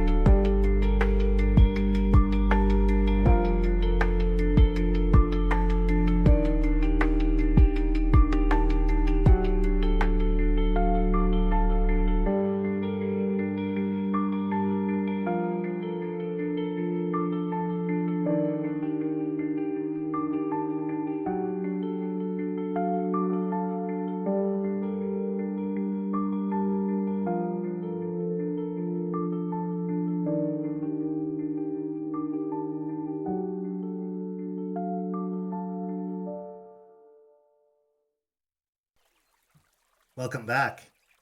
In the first half, after a very, very tense confrontation, the pack eventually returned back to the cairn to present Eliza with the evidence they found at Stepford Hell in Old Seminole Heights. They had a rather pleasant conversation with the Rite Master of the Sept of the Evening Star before retiring home for the evening after a mission accomplished. Now, in the second half, we go from one confrontation to another as Raymond seeks out Juniper to discuss the photo that was found at the house in Old Seminole Heights, the photo that implicated her solo journey up to the location days prior to the mission itself. As you arrive at the cairn the next morning, Ray, Juniper's nowhere to be found at first. It takes some time for you to eventually find her location after talking to Eliza, who says she went for a walk. She decided to go for a hike in the morning and kind of gives you a general direction. You set off into the woods. It takes a while for you to track her down. You end up leaving the bawn of the cairn and just moving through the woods. And if anybody knows Hillsborough State Park, it is a massive piece of land. So you are walking for a while. Now, Juniper, who is actually works at the state park, has gotten to know this land pretty well and has gotten to traverse the area pretty well. So she has found some pretty remote reaches within the park. But eventually, you do track her down along the river, and the scene is yours. Juniper, where are you? Are you sitting by the river? Are you just walking? I am sitting kind of down at the river. I've moved a fallen tree down to the bank of it. That's kind of like a sitting area. This is kind of where I go and contemplate things. So yeah, I'm just sitting there looking down at the river, probably twirling a leaf in my hands, just sitting very still and very silent. Should I roll a wits and awareness in order to hear him, or is it kind of obvious that somebody is coming? Well, that depends, Ray. Are you trying to be sneaky, or are you just tromping up? No, I'm not trying to be sneaky at all. At this point, with how long it's taken, I'm just trying to find her. Yeah, I would say you can probably hear him even from a distance off. Since you're in a remote part where it's not the park itself, you can hear him coming. All right. I'm not gonna make any moves to turn around or even acknowledge his existence. I'm just gonna keep looking forward and down at the running water, playing with that leaf in my hands.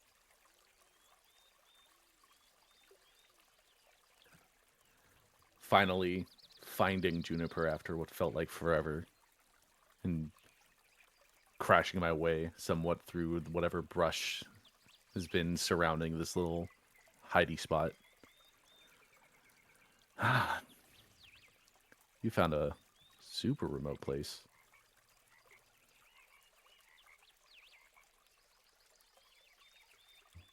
Yeah, it's where I go to be left alone.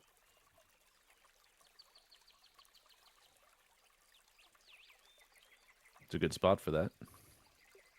But Obviously not good enough. trust me, it took a while. But like I said yesterday, we need to have a talk. Not about what happened at the end of that mission, not about what you said during it, but I need to ask you something.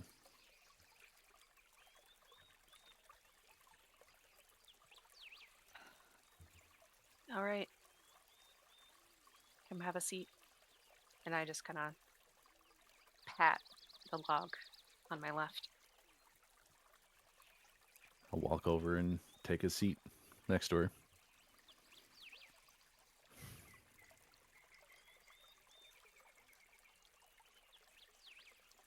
Why didn't you say that you went to the housing development before?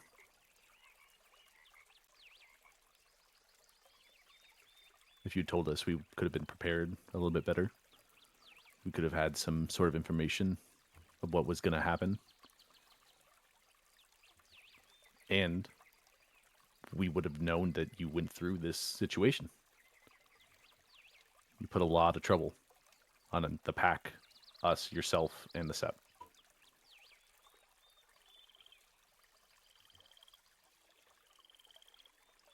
First of all, I did give out the vital information. I spoke a lot about what the plants could do without actively saying it. But,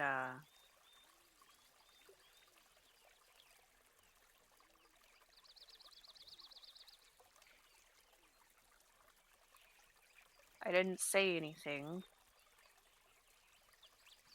because Charles went on a whole speech about how the pack has shown that they could be reliable a little bit and seem to be in good spirits.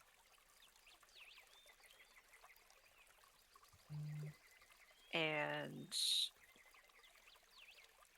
gave Delphine and Deadbeat hope that their shame could be removed. So I felt like in that moment, if I had said anything, he would have taken us off the mission immediately and reprimanded us. And it would have ruined everything.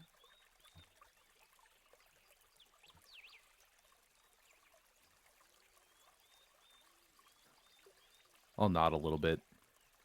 I mean, that's fair, but honestly, when have you ever cared what Charles thought? Honestly.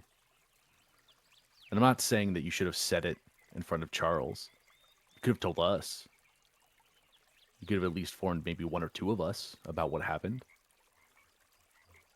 And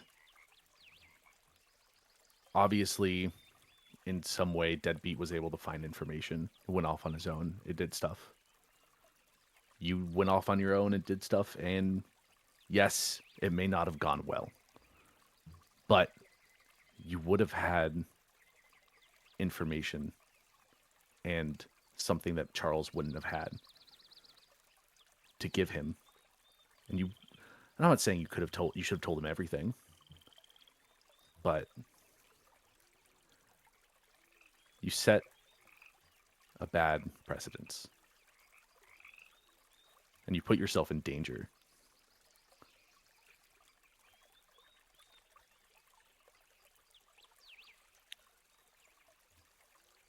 When he told us that they had already been there,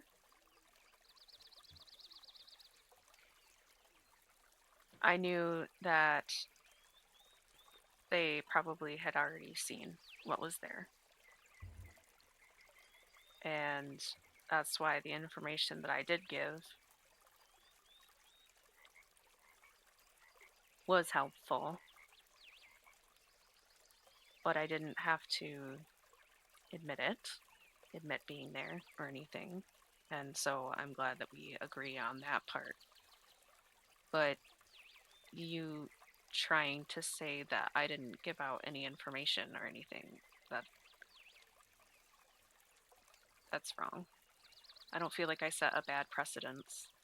And besides, Deadbeat came to me with the information that he had before he talked to anybody else about it.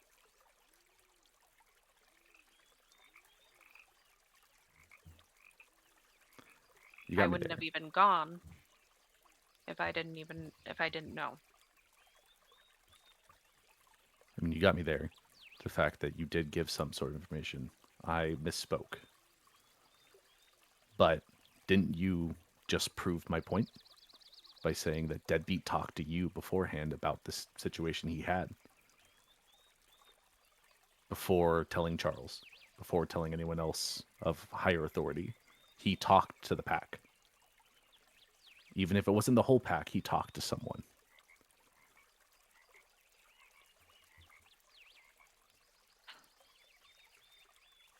Deadbeat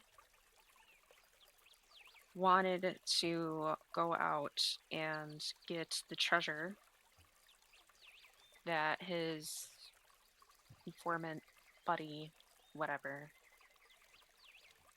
was telling him about, and he wanted it all for himself.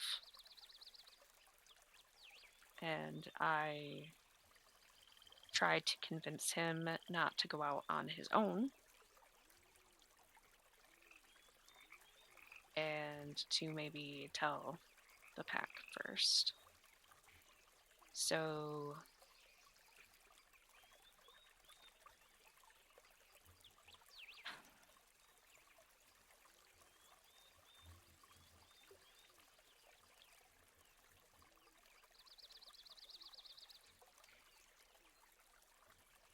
So I what don't you're know. telling, I just wanted to go and make sure that he didn't do anything crazy on his own.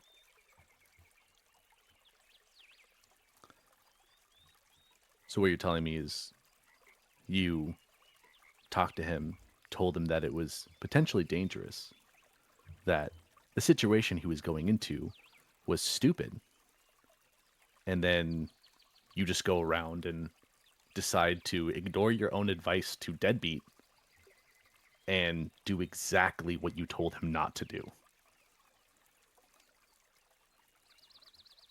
Is that what I'm hearing?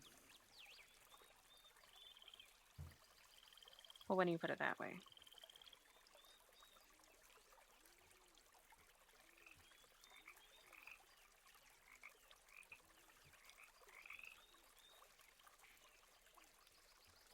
I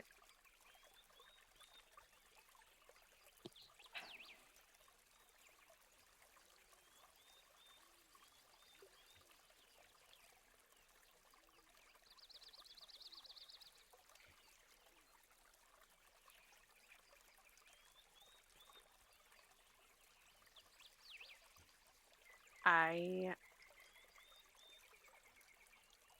thought I knew how strong I was. And thought I could handle this development place in a similar way I've handled them before. I have experience, and I had a plan of attack to just take care of things without having to involve anybody else, and before Deadbeat could go off on his own and do something stupid.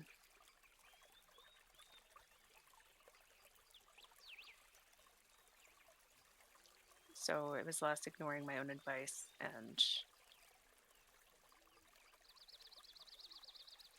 trying to take care of a long-standing problem and goal of mine that I've had for a while now, without getting anybody else unnecessarily involved. And without announcing to the entire pack that once again Deadbeat was doing something stupid. Well, I mean, we all know that Deadbeat's doing something stupid at all times. So that wouldn't be new news. But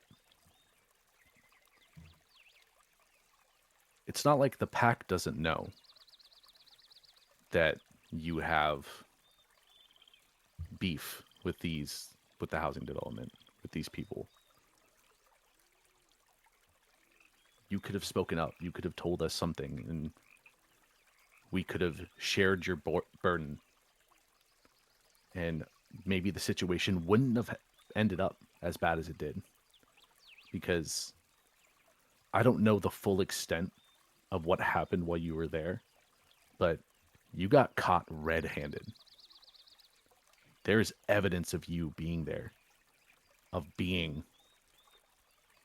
fighting these people. And it's just bad. Is that why you looked at me the way you did when we were at that house?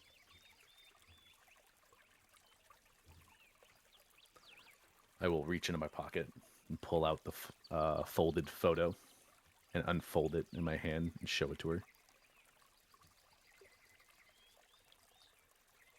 I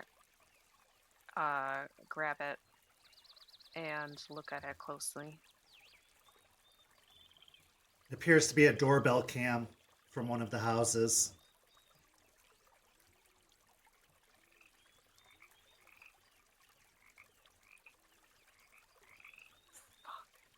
Fuck. Did anybody else see this? As far as I'm aware, it was just me. I pocketed before anyone else saw.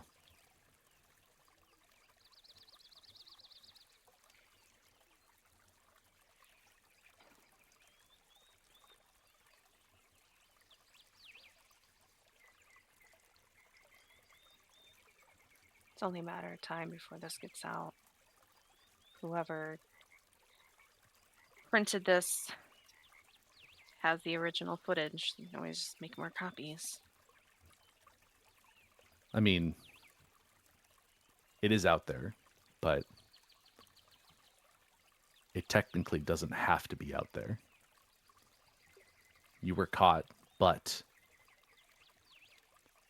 I can potentially make it so this video doesn't exist. What do you mean? How can you do that?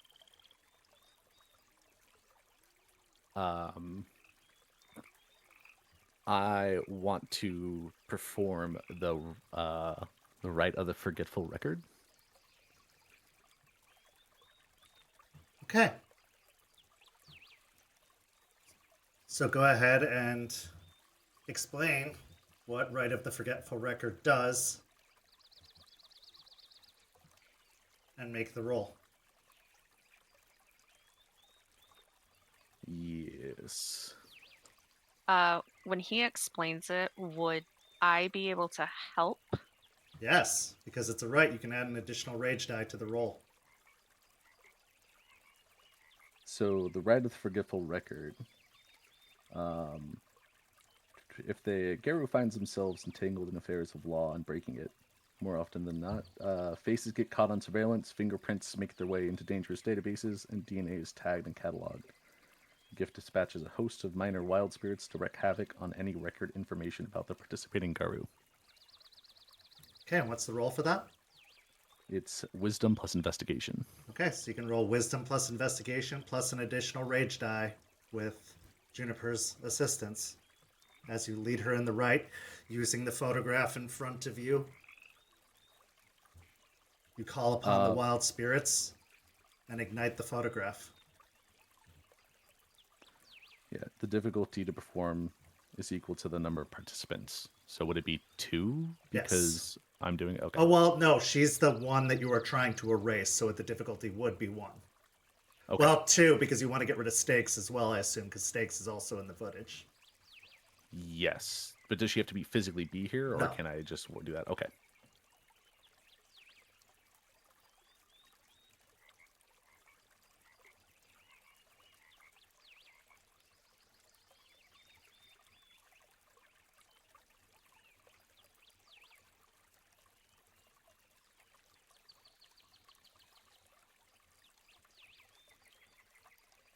That is 4 successes.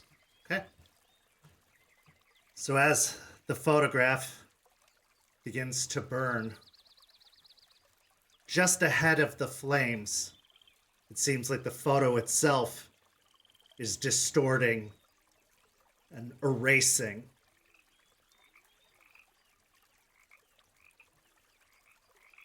Before it just disappears into ash, fluttering away into the sky. I watch it just be taken by the wind. I didn't even know that was possible.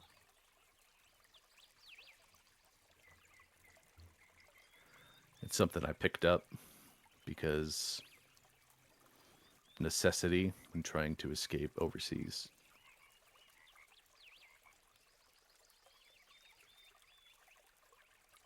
I look down at the ground as he says that.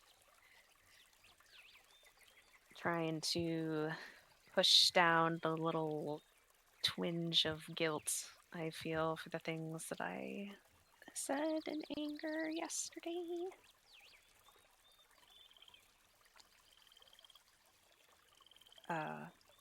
Yeah, I can imagine it wasn't easy. No. It's one of the hardest things I ever had to do. But doing this, it isn't for free. If you have an issue or something like this comes up again, I need you to tell someone in the pack or myself. If you get caught on camera again, a picture taken, if you disappear one night and are just gone, I promised before we left to bring and make sure everyone survived. That was my goal. That is what I promised. And I need you to make a promise to be sure that you won't do anything stupid like this again. Or at least if you do, think to include us.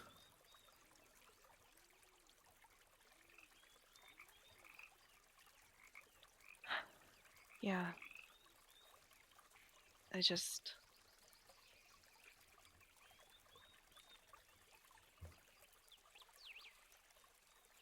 didn't want to be told no. Didn't want to be told I couldn't go out. Look, we are a pack of screw-ups. We are a pack that does stupid things. Eventually, we'll become a pack that does stupid things together. So, we need to start in at least somewhere to make sure that that happens. Because at this point, we're working towards it, but there's still a separation. And I want to get to that point because I want us to succeed. I want us to prevail. And I want us to actually be a pack. And I want us to actually work together.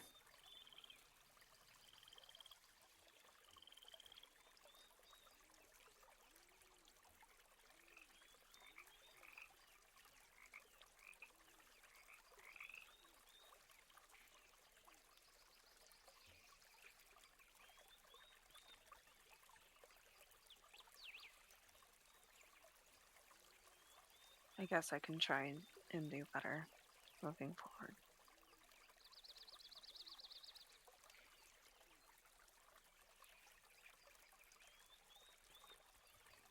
It's good enough for me. But also,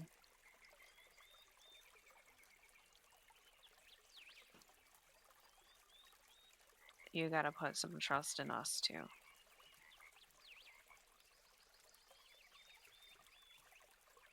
I think that last night would have been fine if I had just stayed to monitor things. And the way it was handled,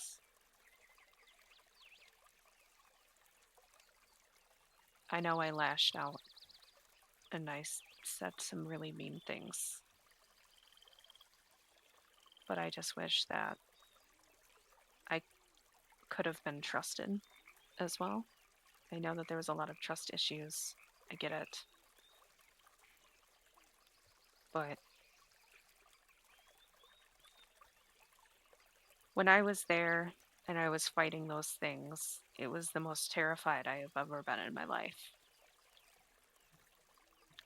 And Stakes and I barely made it out.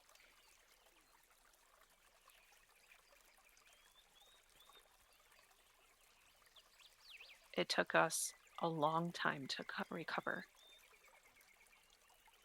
That's why we were missing. So I wasn't doing it to undermine your authority. I wasn't doing it to be a dick or to fuck everything up for the pack.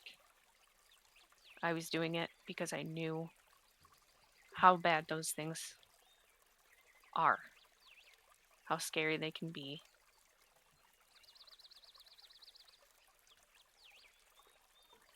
And I just wanted to look out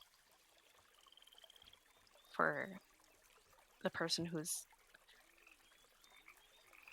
become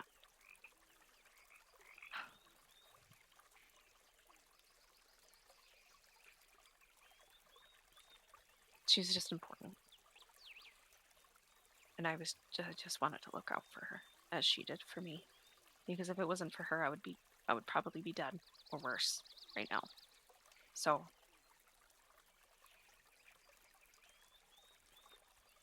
I guess I'm just saying I don't appreciate how it was handled. And it really made me feel like absolute shit. And I know that, like I said, I know that my response wasn't the best, but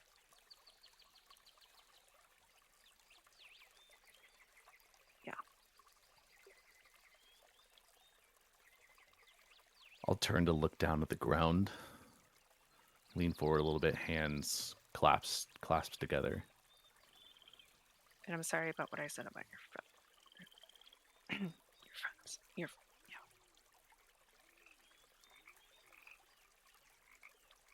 What you said wasn't entirely wrong. I did lose almost everyone. I watched as my friends died around me. And the last time I was given the option to run or stay, I ran. And when I did, it caused my best friend to be torn apart and almost killed because of my decision. That's why I couldn't let you out there. That's why I didn't want you to go out there by yourself. I couldn't leave you alone, because the last time I did, everyone around me died. So it's not that I don't trust you. It's not that I didn't trust you, that I didn't think you could do it. I just couldn't do that again.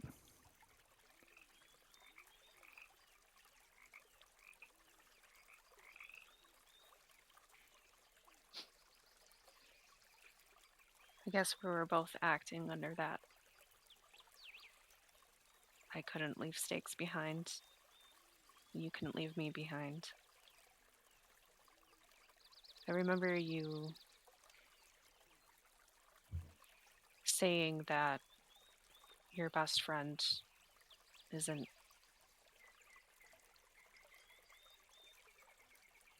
who he once was, or that not all of them made it back with you.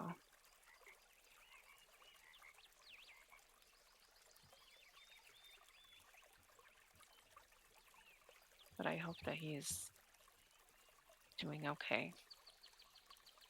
And again, I'm sorry for what I said. It was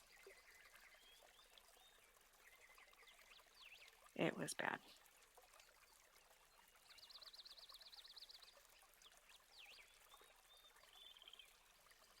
It was something said in the heat of the moment. I know I said some things. We both riled each other up. So it is what it is. It's okay. I forgive you for what you said.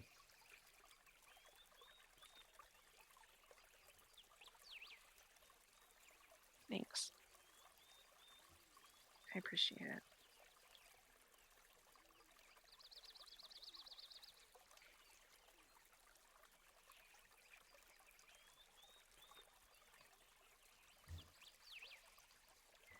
So, what now?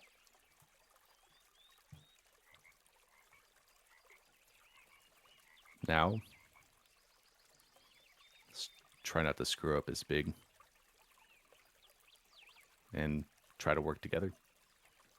And if we do screw up, we screw up together. So, at least not all the blame is put on one person. Yeah, sounds good to me. I think we'll be okay, though.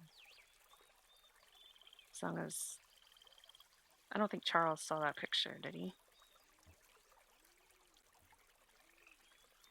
I put it in my pocket pretty quick.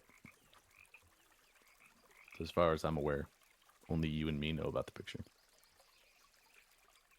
Now that picture's no more. All right. Yeah.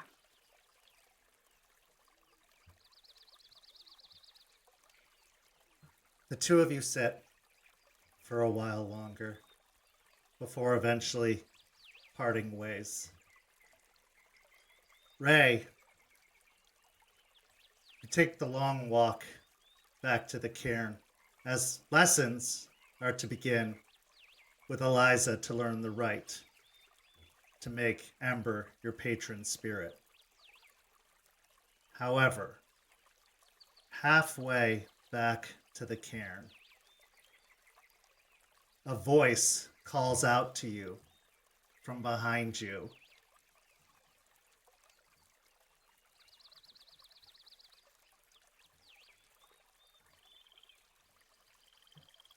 As Charles steps out of the Umbra.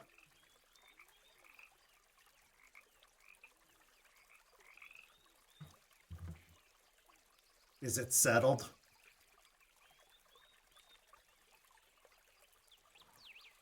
Little startled, turn around.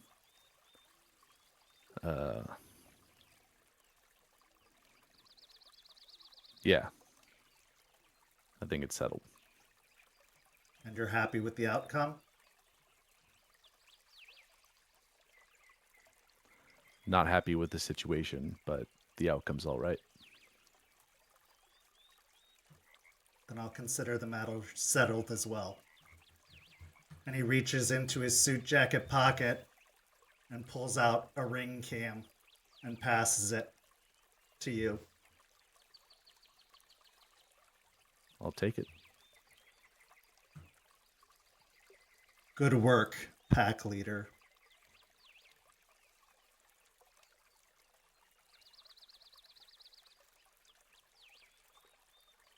Look at the ring camera in my hand, look up to him. Thanks. You are responsible for them. That also means it's going to be your job to take care of these things. It's not always going to be easy.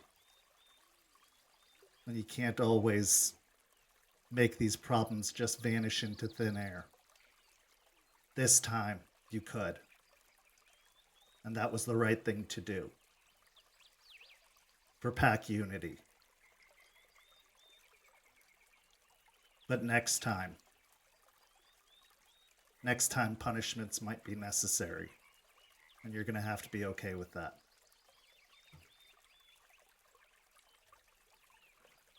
I understand. But I have a question. Go ahead. Did you see me pocket the photo? Yes. But I already knew the photo was there when you found it.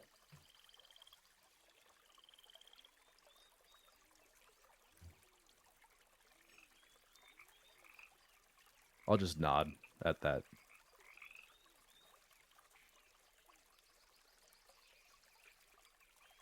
She didn't break any rules by us.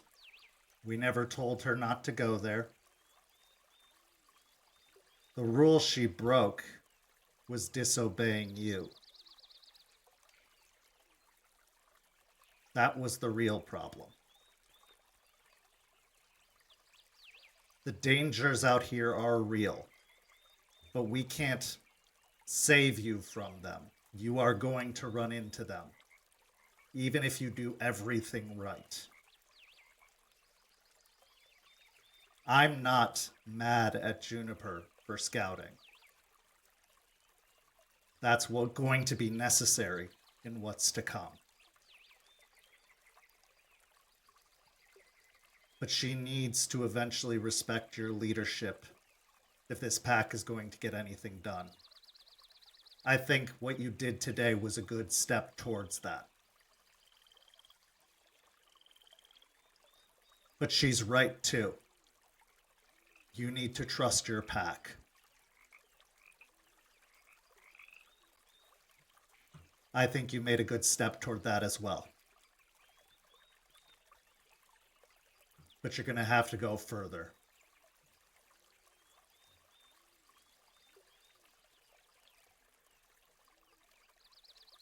I'll do my best. I know it's hard. I'm learning this lesson too.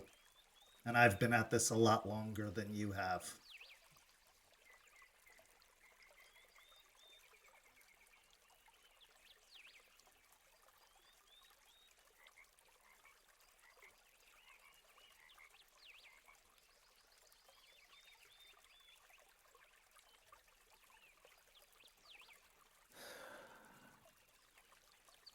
How long did it take you to trust those around you?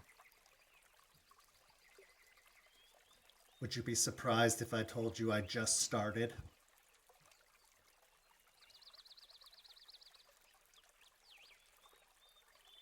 Honestly, no. Or honestly, yes. Sorry. Well, it's true.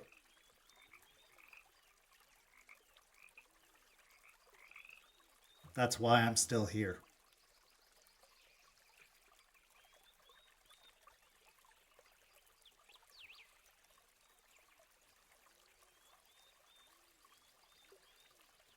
That's why I'm helping you.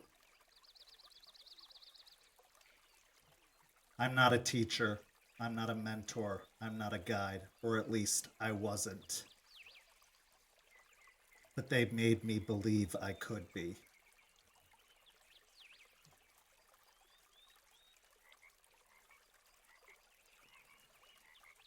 I gotta say, though, I mean, though you are rough, though you are hard on all this, you're not doing too bad. That means a lot to me.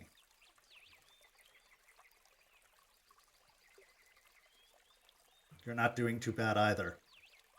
But you need to do better.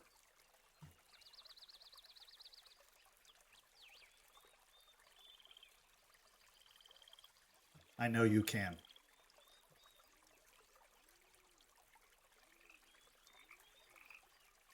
Thanks. I'll try.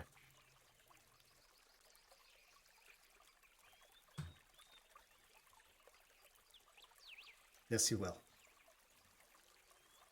Eliza's expecting you. I'll nod and turn, start walking back down the trail.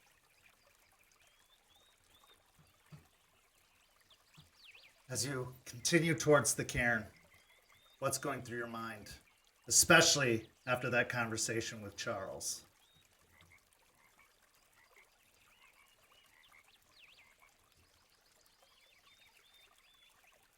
I came in expecting for Juniper to be a lot more hostile towards me, and I was going to respond in kind. But during the conversation, I realized it's not what was needed. What was needed was a solution, and I provided the solution, and I executed it. And hopefully, from that, a piece fell into place to let my goal of the pack be a pack actually work. The conversation with Charles was unexpected, but it's good to know that someone of his experience and age is still learning. So, me still finding a way and slowly working towards it isn't bad. I don't need to rush. I can still figure this out. But how did he exactly know about the ring camera and the photo? I know he saw me pocket it, but how did he see me? Did he see the photo? Did he know that the photo was there? Though it's good to know that he is experiencing the same troubles and he's also extending that trust that we were talking about to us to some extent. Maybe he's not trusting us as much as I thought with what he wasn't telling me.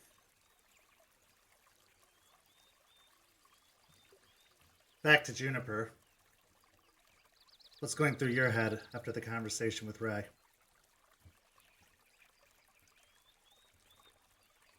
I knew that this talk was coming at some point. I was in my spot, continuing to try and cool down from the events that happened. Eliza's song last night helped with that, and I was able to think about everything. And once the anger subsided, it was just replaced with the guilt that I always end up feeling when I take things too far. So yeah, I was expecting also a very heated, hostile conversation, but Raymond didn't come in like that. And then he ended up helping me despite what happened. And it kind of shook me up a little bit, confused me. I was more truthful than I was expecting to be. I wasn't entirely honest, but I don't know. I I just Ray is something else. I think he's the only person that actually kind of gets it, especially with what he went through himself.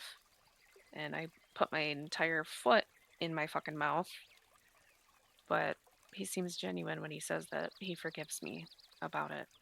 And my warpath towards high quality builders and Pentex and everything else isn't over. It's not nearly over. And with everything going as fucking chaotic and crazy as it is, I need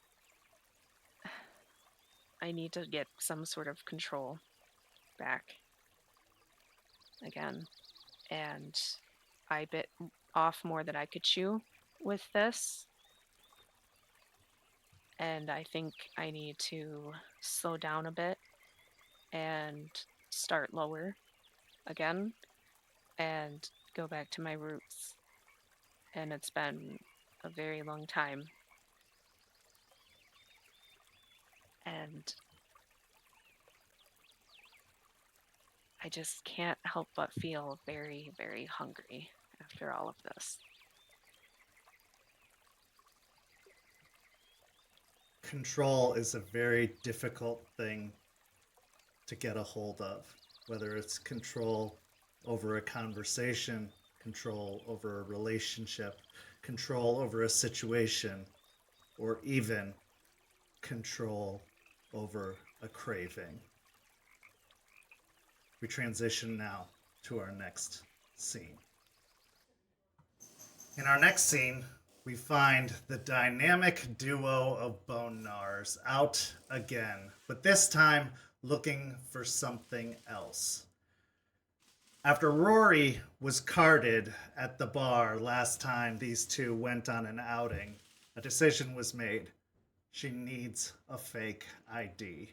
If she's going to want to go clubbing, if she's going to want to go shopping, if she's going to want to go fundraising, she's going to need to be able to get into certain places that require an ID.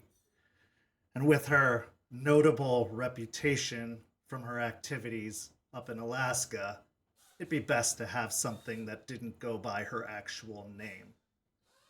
And Deadbeat, you know just the guy for the job.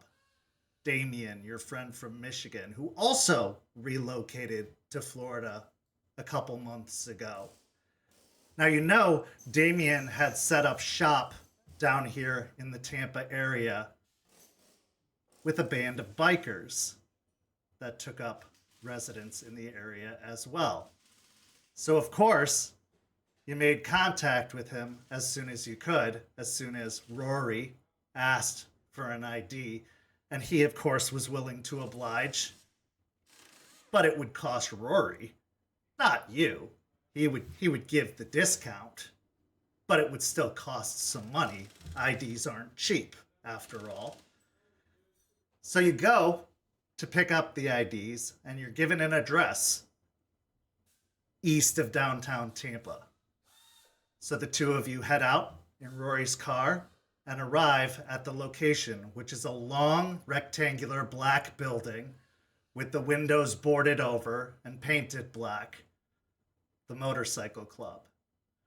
As you arrive, the driveway is all gravel with several motorcycles parked in the driveway itself, and you're told to go around back to the garage.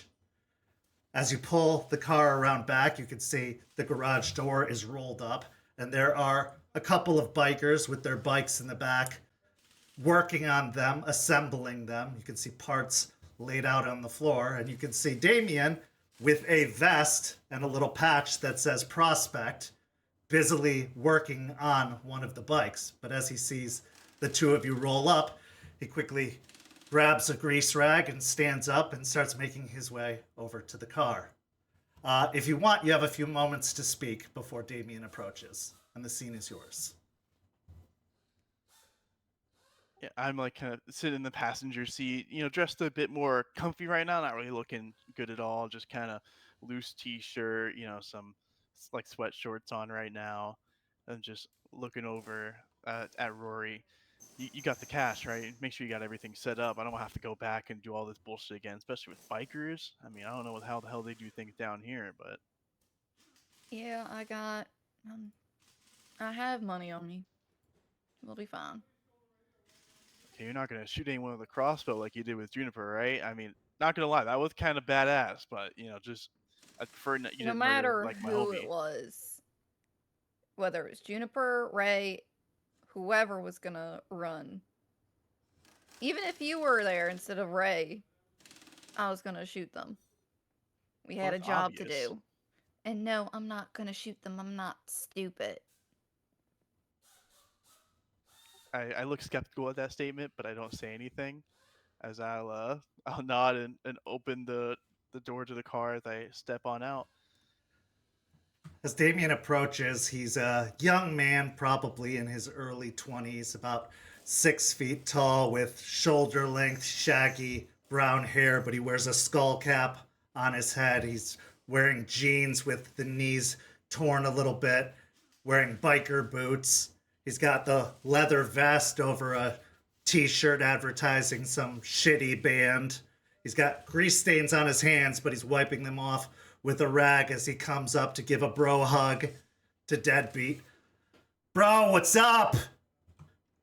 Yeah, I imagine we do like a dap up into hug where we Absolutely. shake hands into a hug, and it's like Yeah, what's up, bro? Yeah, going pretty good, man. How about you? Looking like you're getting busy around here, huh? Dude, it has been nonstop since I've gotten here, but can't say I hate it. It's a good gig I got. So, you need some IDs, huh? Is that? Hey, what's up, shorty? She just kind of like gives him like a like disapproving like glance over and will pull her hoodie around her waist a little bit to like cover herself up a little bit more and being like, "No, you don't get to stare." Come on, I'm girl, guessing don't be you're like that.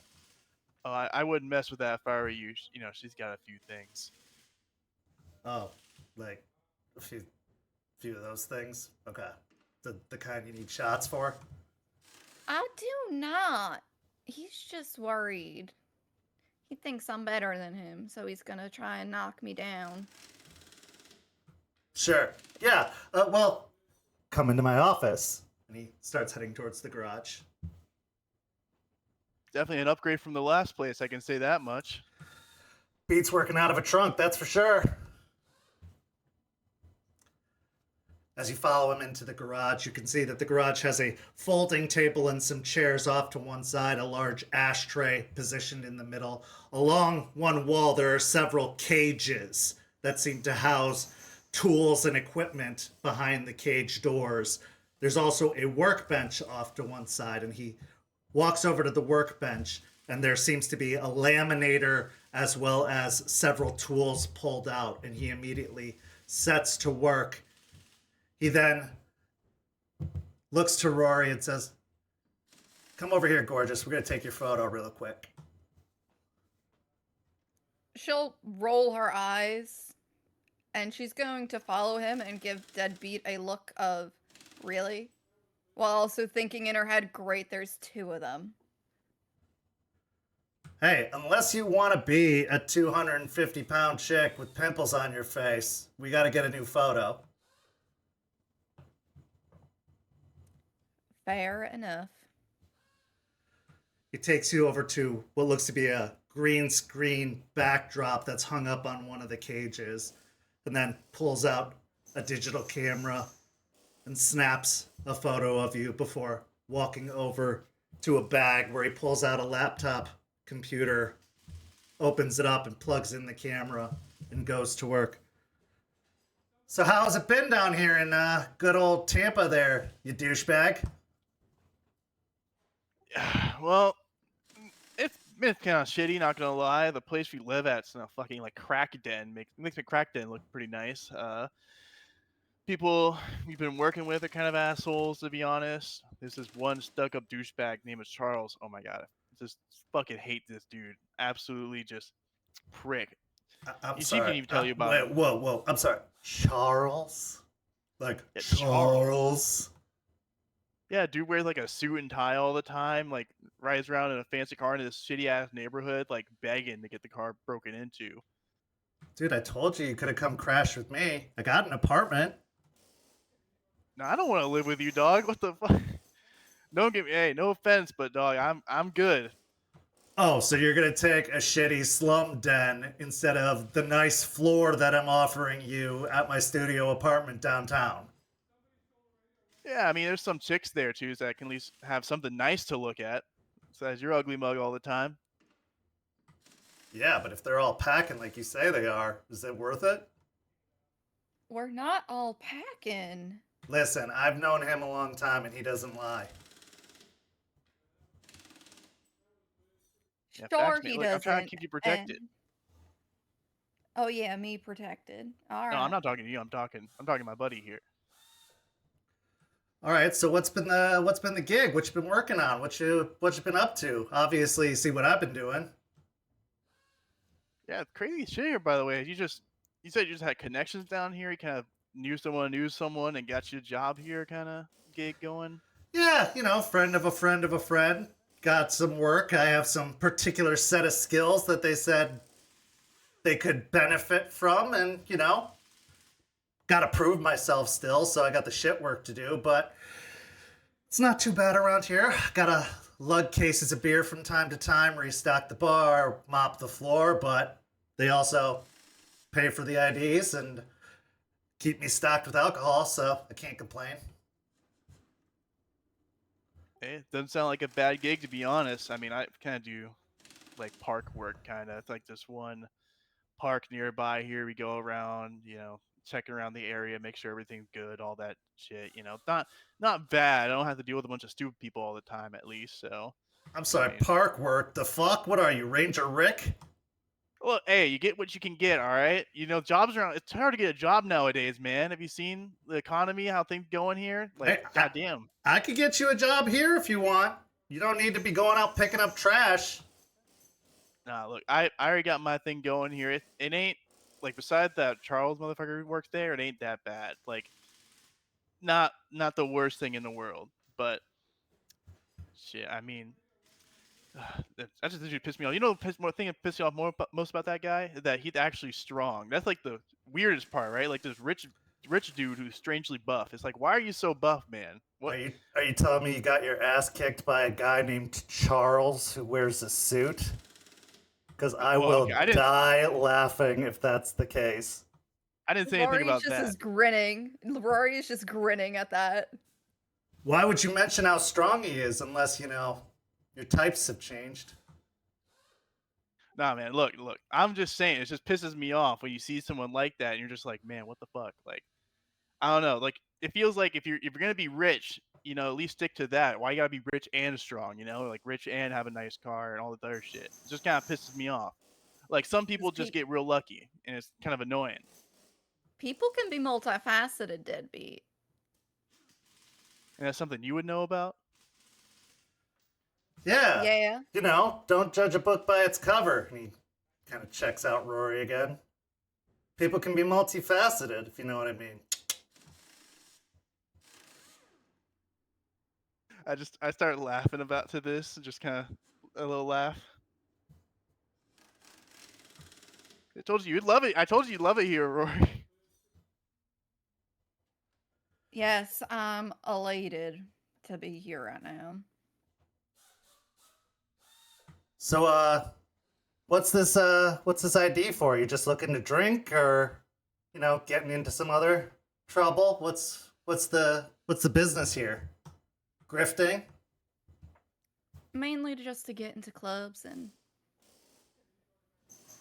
all that. They wouldn't just let you in on your looks? No, I guess I look too young still. Well, that's unfortunate. I like your accent, though. Where are you from? I'm up north. There's a lot of north. Could you be more specific?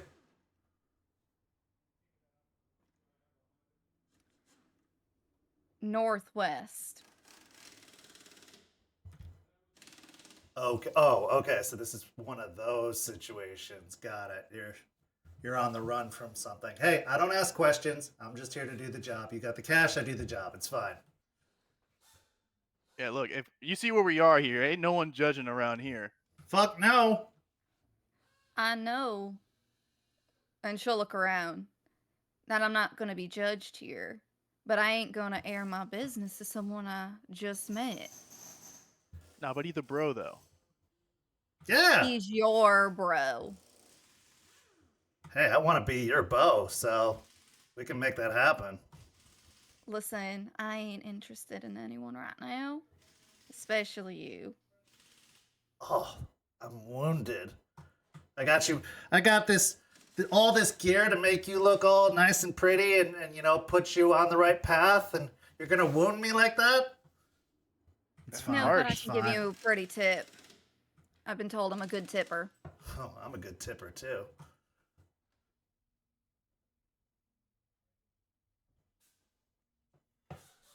But yeah, it's it. Yeah, that's kind of fucked up. Putting itself on the line here for you, doing all this work, and you just treating him so mean. It's messed up, man. It's all good. She just needs to get to know me. It's fine. And when you look past the raggedy hair and the shitty clothes and the grease-stained hands, there's a half decent person in there somewhere, I'm sure. Yeah. I know. I'm a good dude. I'm a good dude. Listen. You said you want to go to some clubs. I've been here for a couple of months. I know some good spots. Maybe we just go out sometime as friends. I know some good places, some good bands play. Why don't we go as friends sometime? Yeah, we can bring Deadbeat. It doesn't even have to be weird. Oh, I'm an afterthought? God damn. I thought it was Bro. Be cool. So, wait, let me get this straight, Deadbeat. What I'm hearing is you do want me to go out with your friends so I can spend more time around you. Even more time than we already spent together in that crack house. I mean, if I'm stepping on something here, I can back off. I don't need to get in the middle of game. Oh that's God, already- no! Is this, Whoa! Is this one of those arrangements? Because I don't need to. No, man. Ain't nothing like that. Nothing. Not even a million years. Like I said, she got shit. I'm telling you. One of those being in fucking attitude. You're the one with the attitude. I drove you here. I could have made you walk. I didn't even play my music today. I was the one that told you of this place. You wouldn't even know anything about it. You tried to go into a bar with no ID, just straight up, and you thought you could just get past the door. What? You just try to walk straight on in. Well, listen, that is a thing of the past. We're here to do business. I'm here to do business. I appreciate you humoring me. You're a lovely lady. Maybe we can change your opinion of me over time, but I won't pressure you any further. I'm a gentleman. So, $150. And Rory will give him the 150 plus a generous tip. He then turns and hands the ID. I thought about what you said about the Northwest, so I made you from Nebraska. I think that'll do you good. And your name is Allie Jacobs.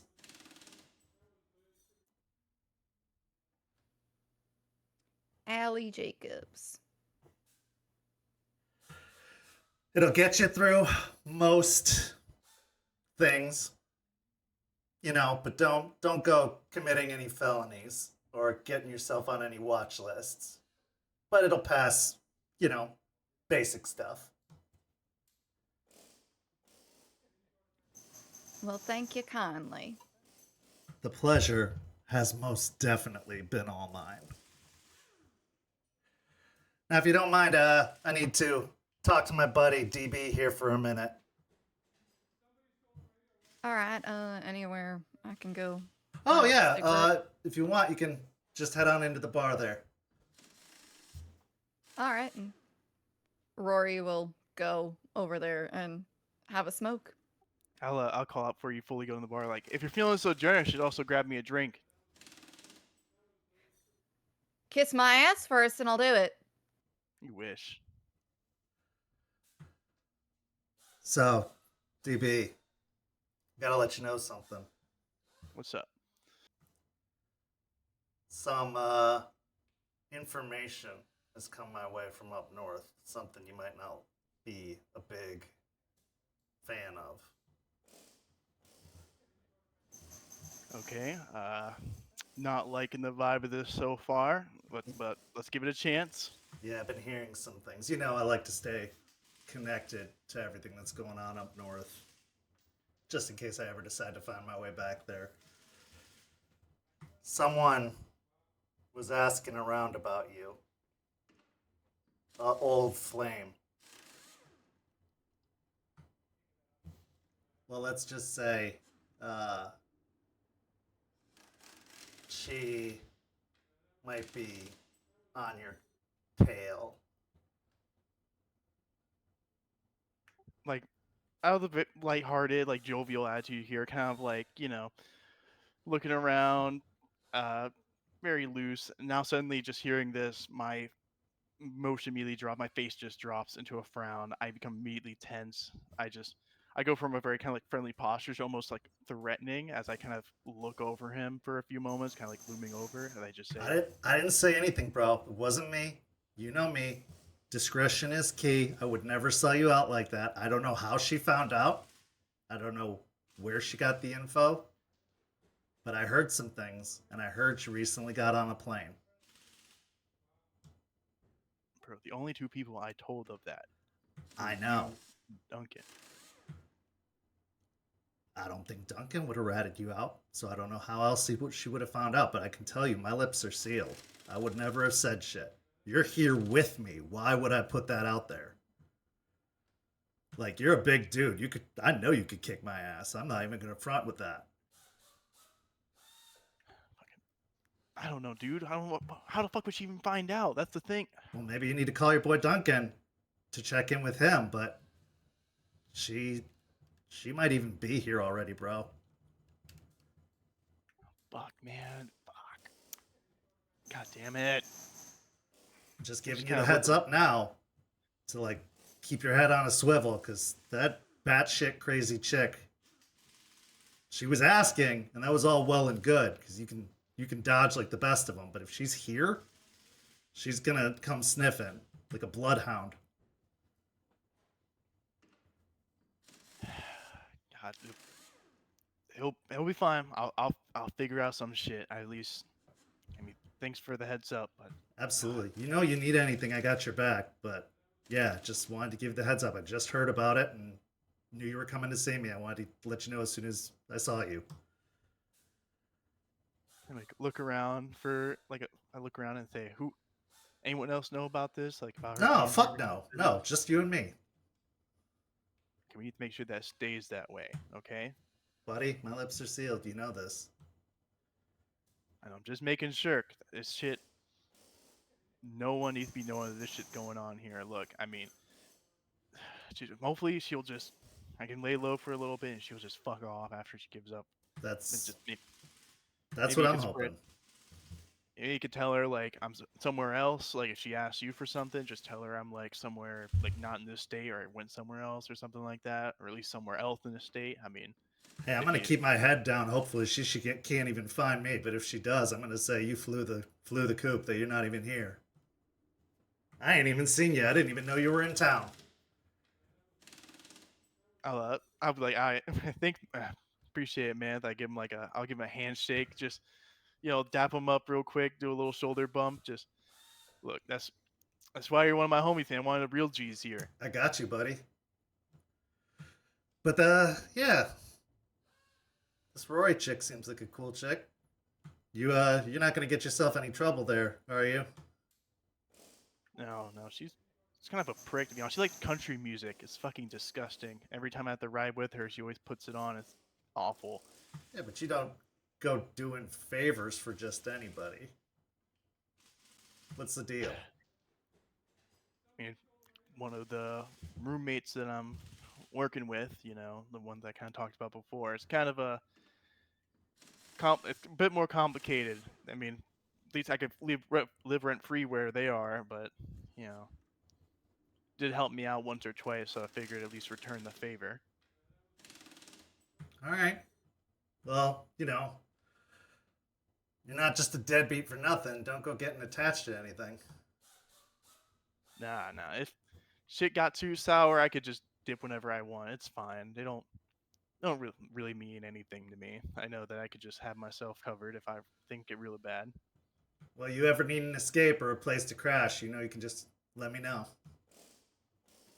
I'll keep it in mind, man. I appreciate, like I said, I can't say enough. Appreciate the heads up, and hopefully that bitch just gets the hell out of here.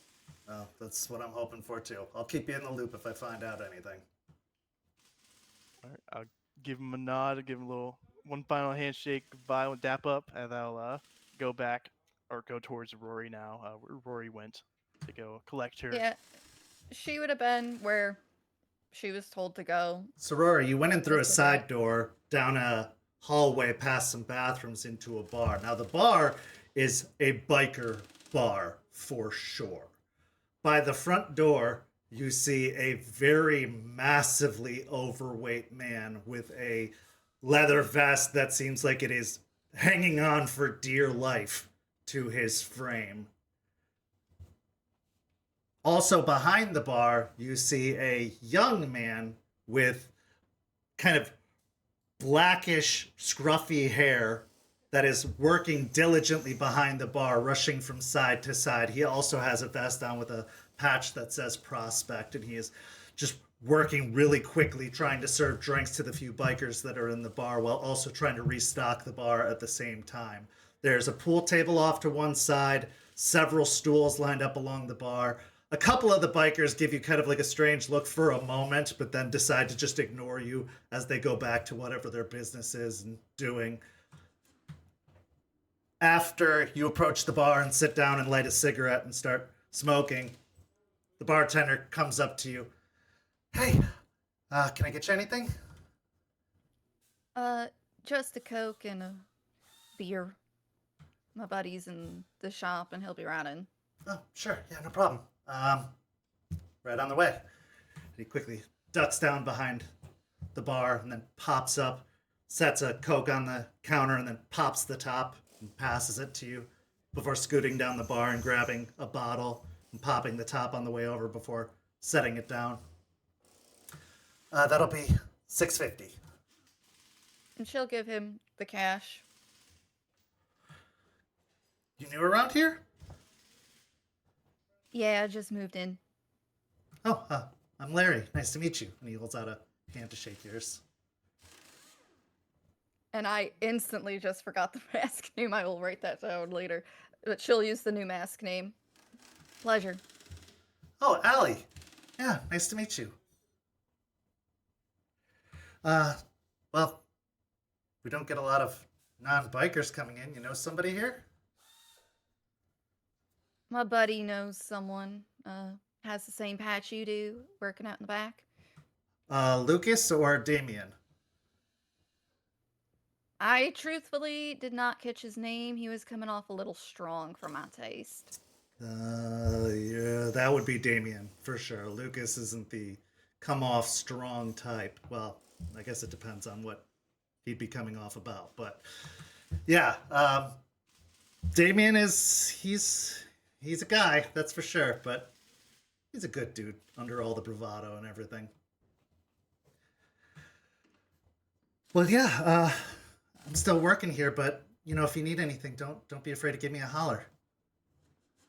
Will do, thank you. And she'll let him go off to work and she's gonna check her phone, probably send off a text message and just wait for Deadbeat. Continue to people watch.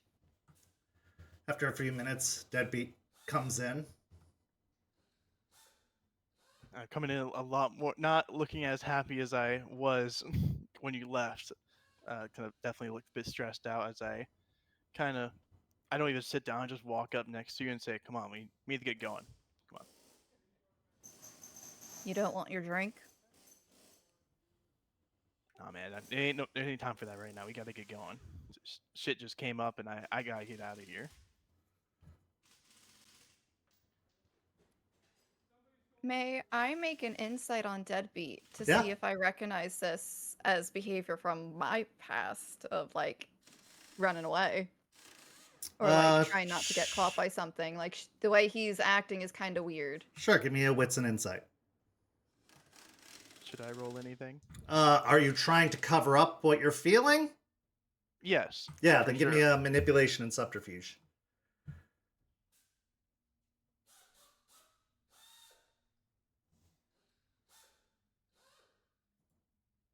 I got 2. 3 successes.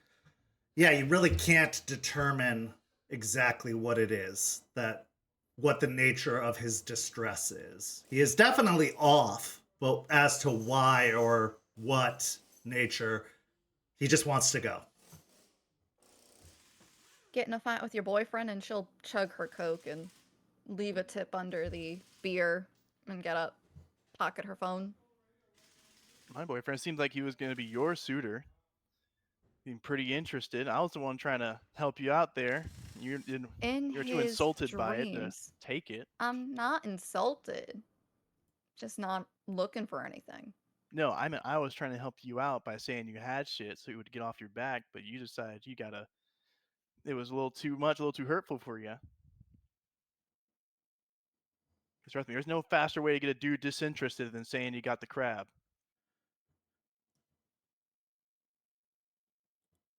She's just gonna kind of glare at him.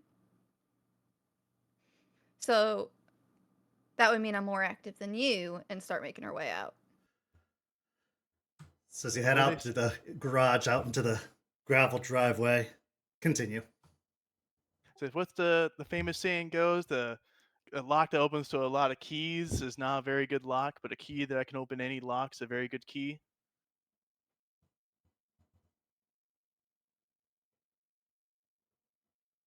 She's just gonna give him a look, and as she unlocks the car, I think that's the smartest thing you've ever said in front of us.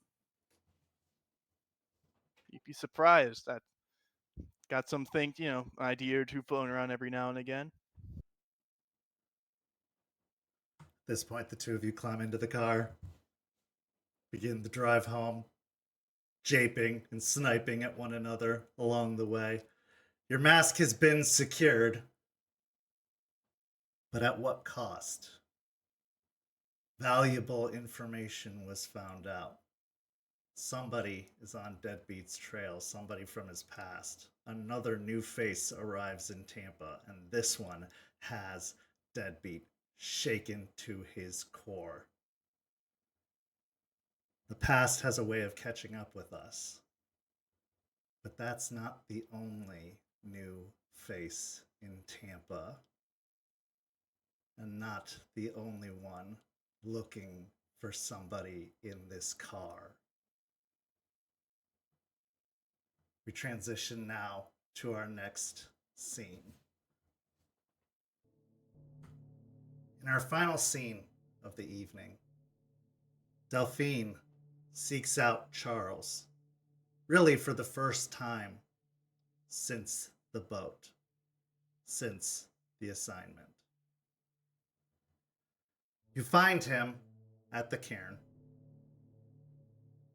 He is working with Eliza, helping carry some supplies that she needs to the garden. Jester is also nearby. She seems to be working on the garden with Eliza. And Charles is there, just looking on, spending some time in the area. When he sees you approach, he sets down the supplies, his suit jacket off, folded over one of the seats at the nearby table. And he gestures for you to follow before walking over to the table and pulling out a chair for you before sitting in his own chair.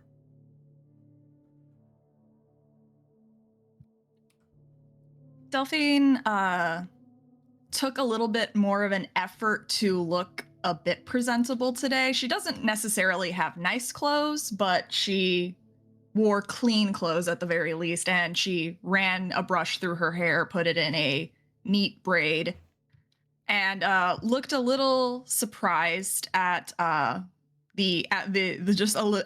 having a chair pulled out for her, but says nothing and just nods gratefully as she takes a seat, tugging at the ends of her very baggy sleeves. Delphine, you wanted to speak. Yeah, I did. First off, thank you for meeting with me. Of course. When we got together for you to discuss the mission, Deadbeat brought up our rite of shame. Yes. I'd like to start going through steps to get rid of it.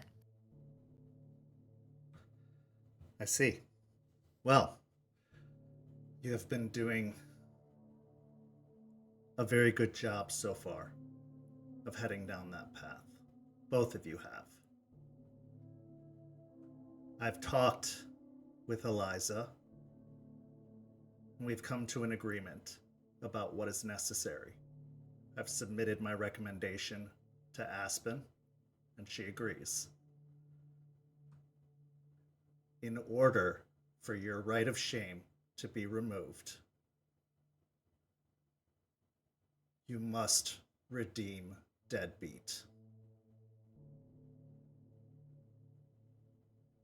She balks at that. She is completely not processing what she is hearing.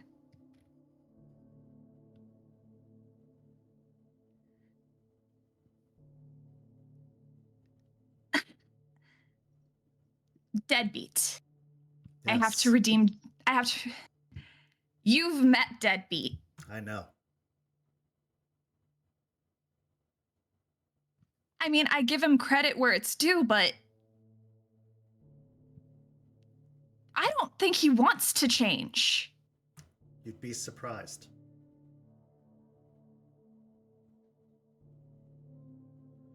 You are a theurge, Delphine. This is your job. And there is no bigger, more difficult task facing you currently than Deadbeat.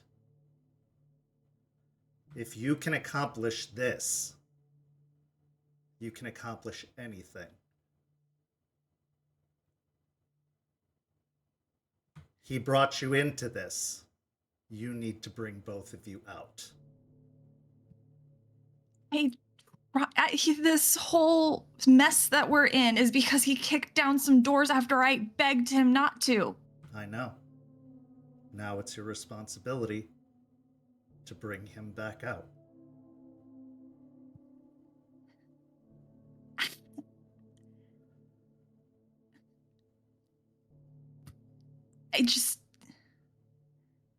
I don't know how to get through to him. Stakes says you already have been.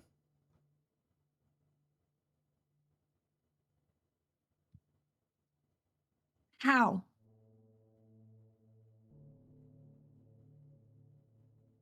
Has he apologized? Yeah, but I don't ever even know if he actually means when he takes an apology seriously. Maybe try giving him some trust. Just a little. You'd be surprised what happens when you offer a little trust. You might receive some in return. A little kindness given will be given kindness in return. It won't be trusted at first. You all are in the process of earning that currently with one another. But if you are the first one to offer it, yes, your hand might be smacked away, but then offer it again and again and again.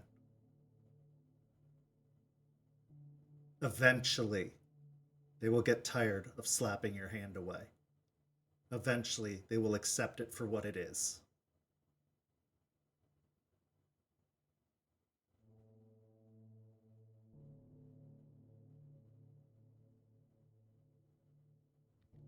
And if he redeems himself, does he get rid of his shame too? Yes.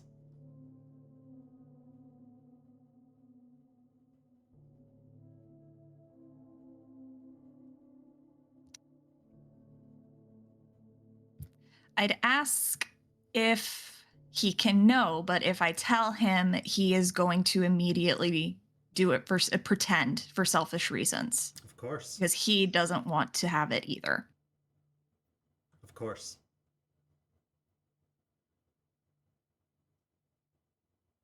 His road has already started.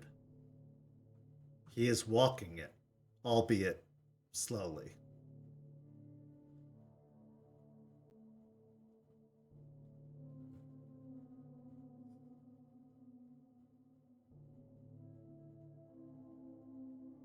I could remove the braid. I could take away the stink. But the shame is still there. Yeah, we were told as much already.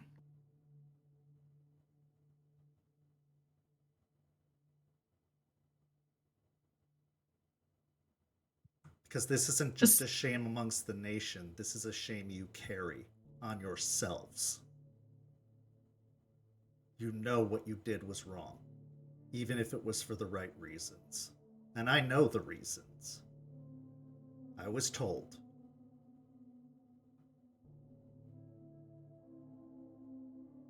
I thought I wanted to warn people. I know. I thought all of this could have been a new me. And I got burnt. This is the new you. Right now, here. And you're doing it. You are doing it so well. I see it. Eliza sees it. Stakes sees it. The others need to see it. The others have a place to fall back to. For me, for Deadbeat, this is our only option. We can't, even if we got the shame removed, we can't go back. We were exiled. They won't welcome us back. They'll welcome Ray. They'll welcome Rory. They'll welcome Juniper. They have options.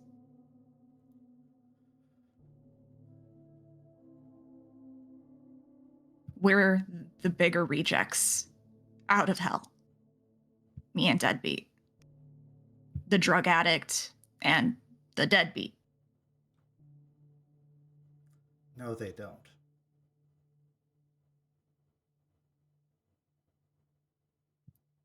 What do you mean they don't?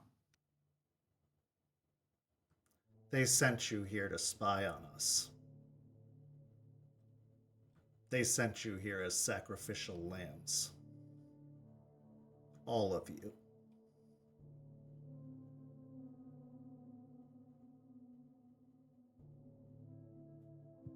They were only going to send me and Deadbeat. Stakes is the one that convinced them to send all of us. Red didn't want to lose Stakes. Didn't want to lose his little protege, Ray. Oh, certainly. But who's the most enthusiastic to be here besides you?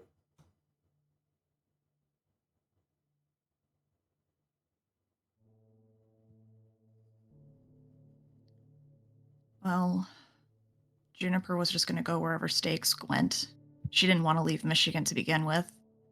Deadbeat just goes with the flow. He likes it here, but I think he'd like being anywhere that served alcohol, honestly. Do you really Ray seems to be think- trying to make it work. Do you really think if you go back, if any of them go back, there's a place to go back to? What did they teach you?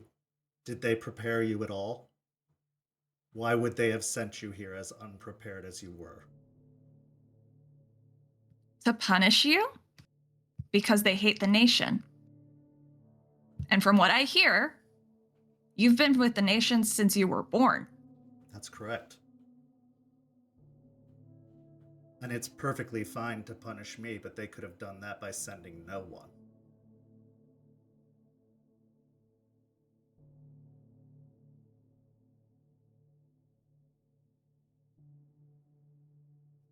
Sending no one would have been slower. Sending no one would have left me with nothing. No reinforcements, short-handed. That's what every other sept has done. They sent you. All of you. You're right, Stakes had good reasons.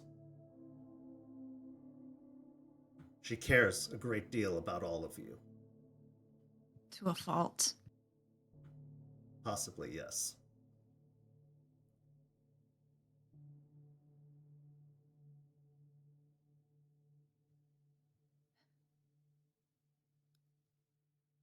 I didn't understand it either. I mean, this is Florida too. So you hear things on the news about this place, but I didn't get it. I didn't understand it either. It didn't make sense to me why they would send us here. At the time, I was just going with the flow on what Stakes said because I listened to Stakes. She didn't treat me like shit up there. She just told me to go along with it. But the more your uncle talked, the more suspicious I got.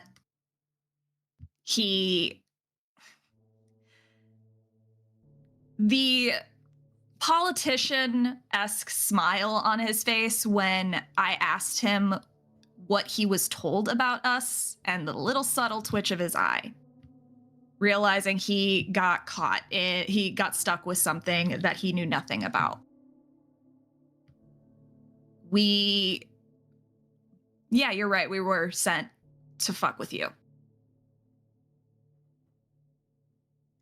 But I don't view it that way.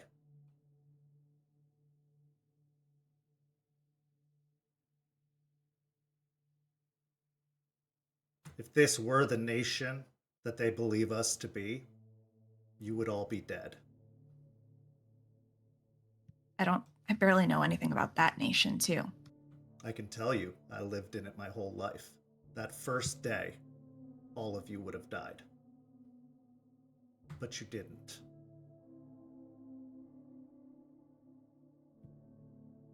So how are we don't know anything about the old nation. We don't know anything about this new, we're only starting to learn about this new nation.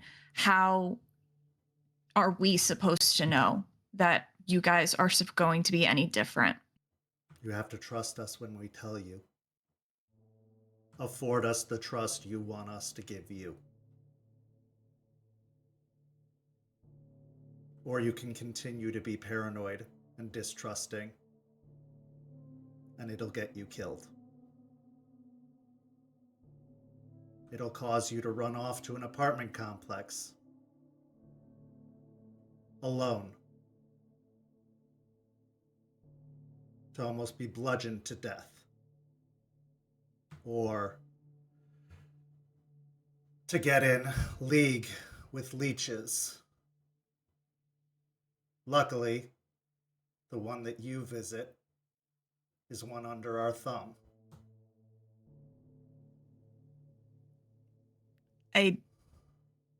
She looks very confused at this. I don't visit a leech. The potato. He's not a leech. Yes, he is. I've seen him out in the day. They can do that, some of them.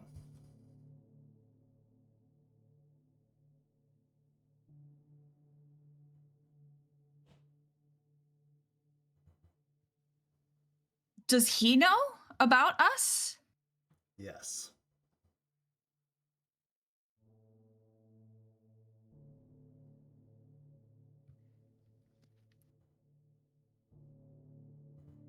She's pausing now and she's just leaning back.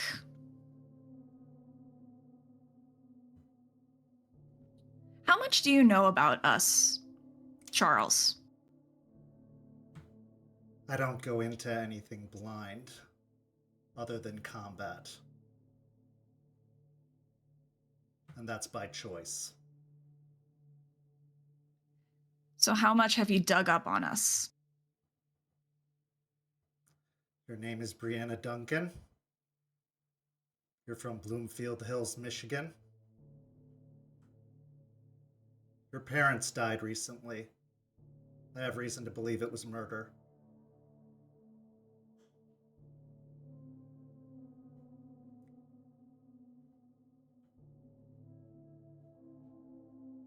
Rory, Aurora Woods from Skagway, Alaska.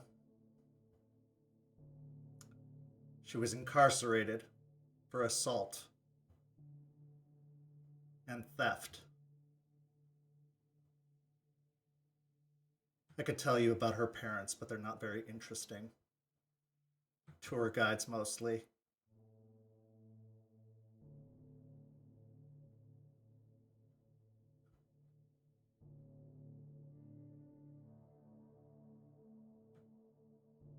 Juniper.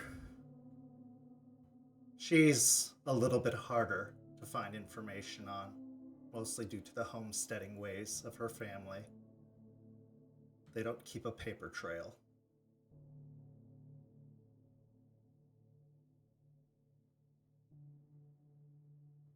But I can tell you her family is rooted in Manistee, Michigan history.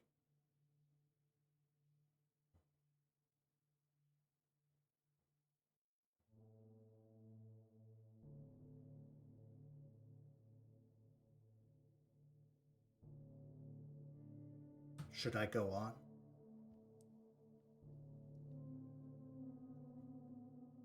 My dad used to do shit like this.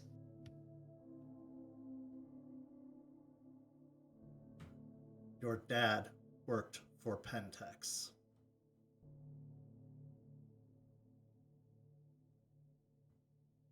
So he had to. Is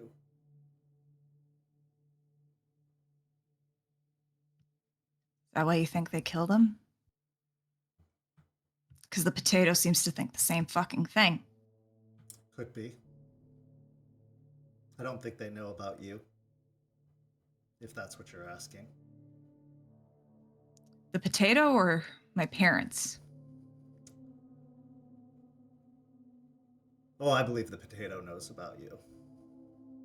But I don't think whoever killed your parents, whether it's the organization or otherwise, knows about you. Or knows the connection.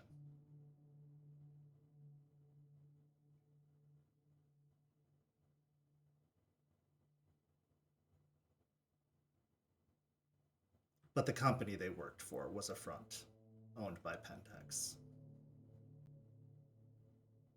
Now, whether they knew or not, I cannot say for sure. And now we never will. Unfortunately, no. And I do mean when I say you have my condolences. Whether you were on good terms with them or not, and obviously not. Losing a parent is difficult, I know. I never knew mine, but I lost them.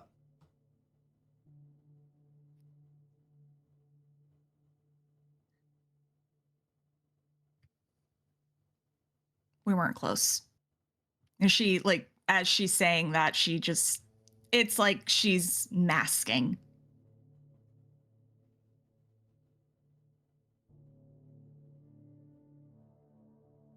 I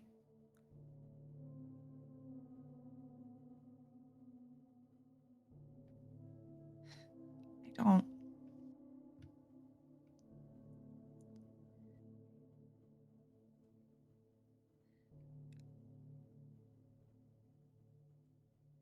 I don't know.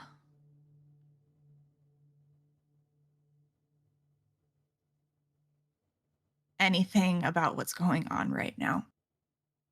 Not to apparently the extent you do. Clearly. I want to try to make this work. I know you do, and that's why I'm telling you.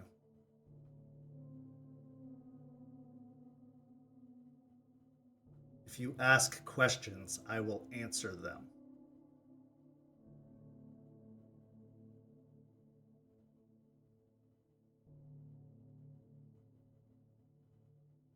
And I will answer them honestly. And if I can't answer them, I will tell you that. And you have to trust there's a reason why. And it's a good reason. Charles, I didn't even tell them when you were in the Umbra. I could have, and I didn't. I know. I know how this game works. And that's why I'm affording you this trust in return. You offered me trust. I am responding in kind.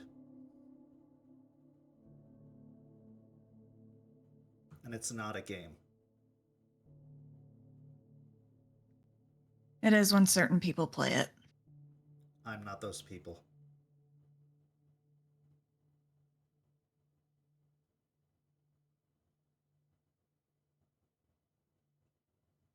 I will trust that you're right on that. Please do. It will keep you alive.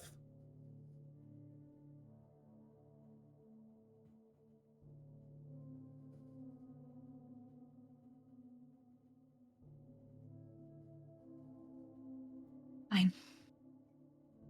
I will try my best. I'll try my best to help Deadbeat. I know. And if you can't, we will find another way. But I ask that you try.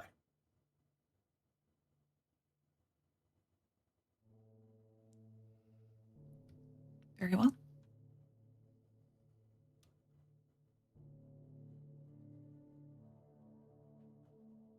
Don't tell any of them, please, about me, about my parents. I won't. They haven't afforded me that trust.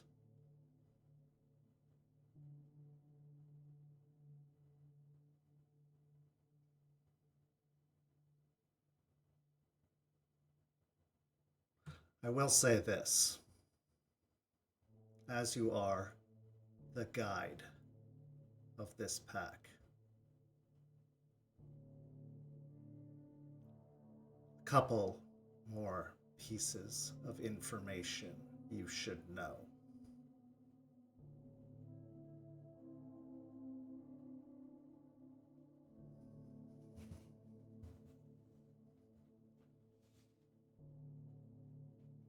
She holds her head up and tilts it, and then tilts it slightly, as if waiting for him.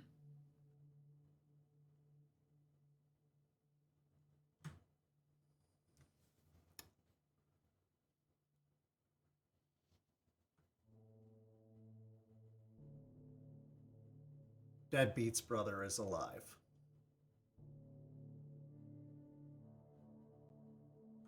But we're not sure where he is.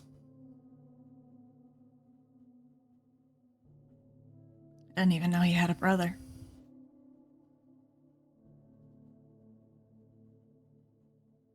It's probably part of the problem with us, all of us. That is a very sore spot for him. So don't bring it up. Let him come to you.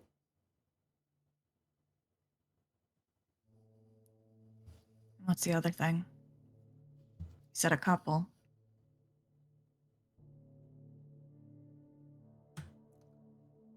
Ray can't fix him.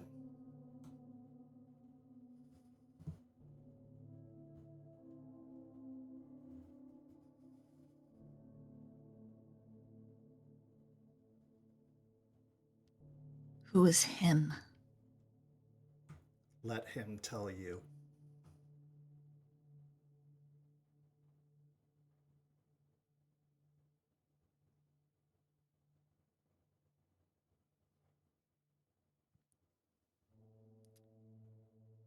The vampire, visiting the leeches, that was obviously me, who was sneaking into an apartment complex.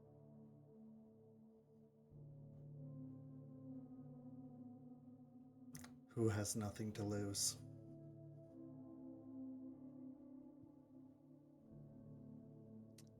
Explains why she got bitchy last night. All right.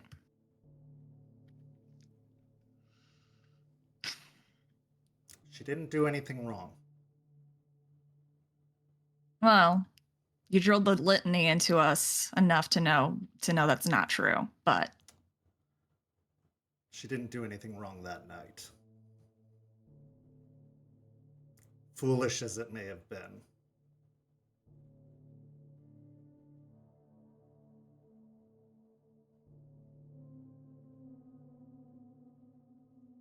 I do appreciate this. if I could ask one more thing. I know that our training has been mostly physical with just a little bit of knowledge of like the litany and all that stuff, but I would prefer some more academic learning. If you want me to stop being paranoid, I need to know exactly what the old nation is like so I can make sure that this doesn't turn into that. I'll teach you. I will teach you from a academic point of view. Eliza would have to teach you more from a spiritual point of view. We've already been doing that, so again, thank you for that. You carry a heavy burden. Share it with others and it gets lighter. They will share as well when they see that you are sharing.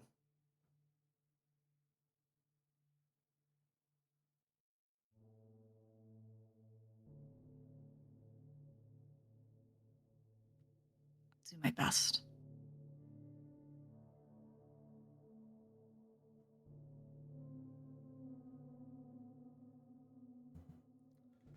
This is a big job, just to let you know. You're telling me. He gives a small, very small smile. Damn, Ralph Lauren. Got a little something there. Tell anyone and I'll deny it. Who am I going to tell, Charles, that would believe me? It's your day off. Go home and rest. She nods as she gets up. Again, I do appreciate this. I know. And she'll start making her way. She will stop to see if there's anything that that Eliza or them need from town for the next time she comes back into the cairn. Eliza gives you a list and some cash. She'll make sure that it to get it done and bring it by tomorrow. As you return to the car, your phone dings. You have a voicemail. She'll put it on the dash and play it as she starts heading to the highway. Miss Duncan, my name is Jeffrey Klein. I represent your parents' estate. I was hoping to get in touch with you to talk about the will and what has been left to you.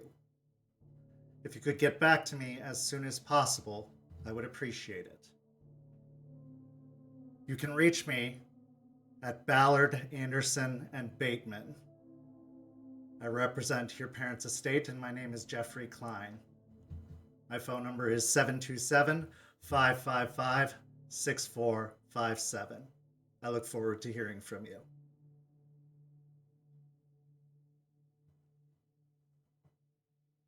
She'll save the voicemail and start making the drive all the way back home. And this is where our story comes to a close this evening, but not without one last scene. Our scene begins inside of a storage unit at Greer's Storage. It's late at night. Inside of this storage unit, a makeshift lab has started to be erected. Pieces of the lab have been brought together, equipment has started to be assembled. On the table of the lab is a box. Inside the box is a hand. The hand lays still. Then the fingers start to twitch and move. And the fungus at the nub of the removed hand starts to grow,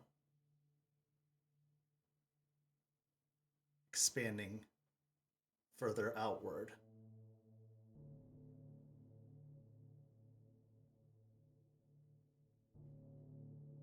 This is where our story comes to a close. Thank you to these amazing players. Thank you to our guest, Rory, for joining us this evening. If you're enjoying what you're seeing so far, go follow St. Pete by Night on all of the social media listed in the description down below. And if you want to join our community, you can follow that Discord link in the description as well. This next week on Tuesday, we have Rage Across Tampa over on Twitch at 10 p.m. And you can join us for another episode of Hounds on YouTube on Friday at 7 p.m. For these amazing players, I'm Kent. Thank you for joining us, and we'll see you next time. Have a lovely evening, everyone.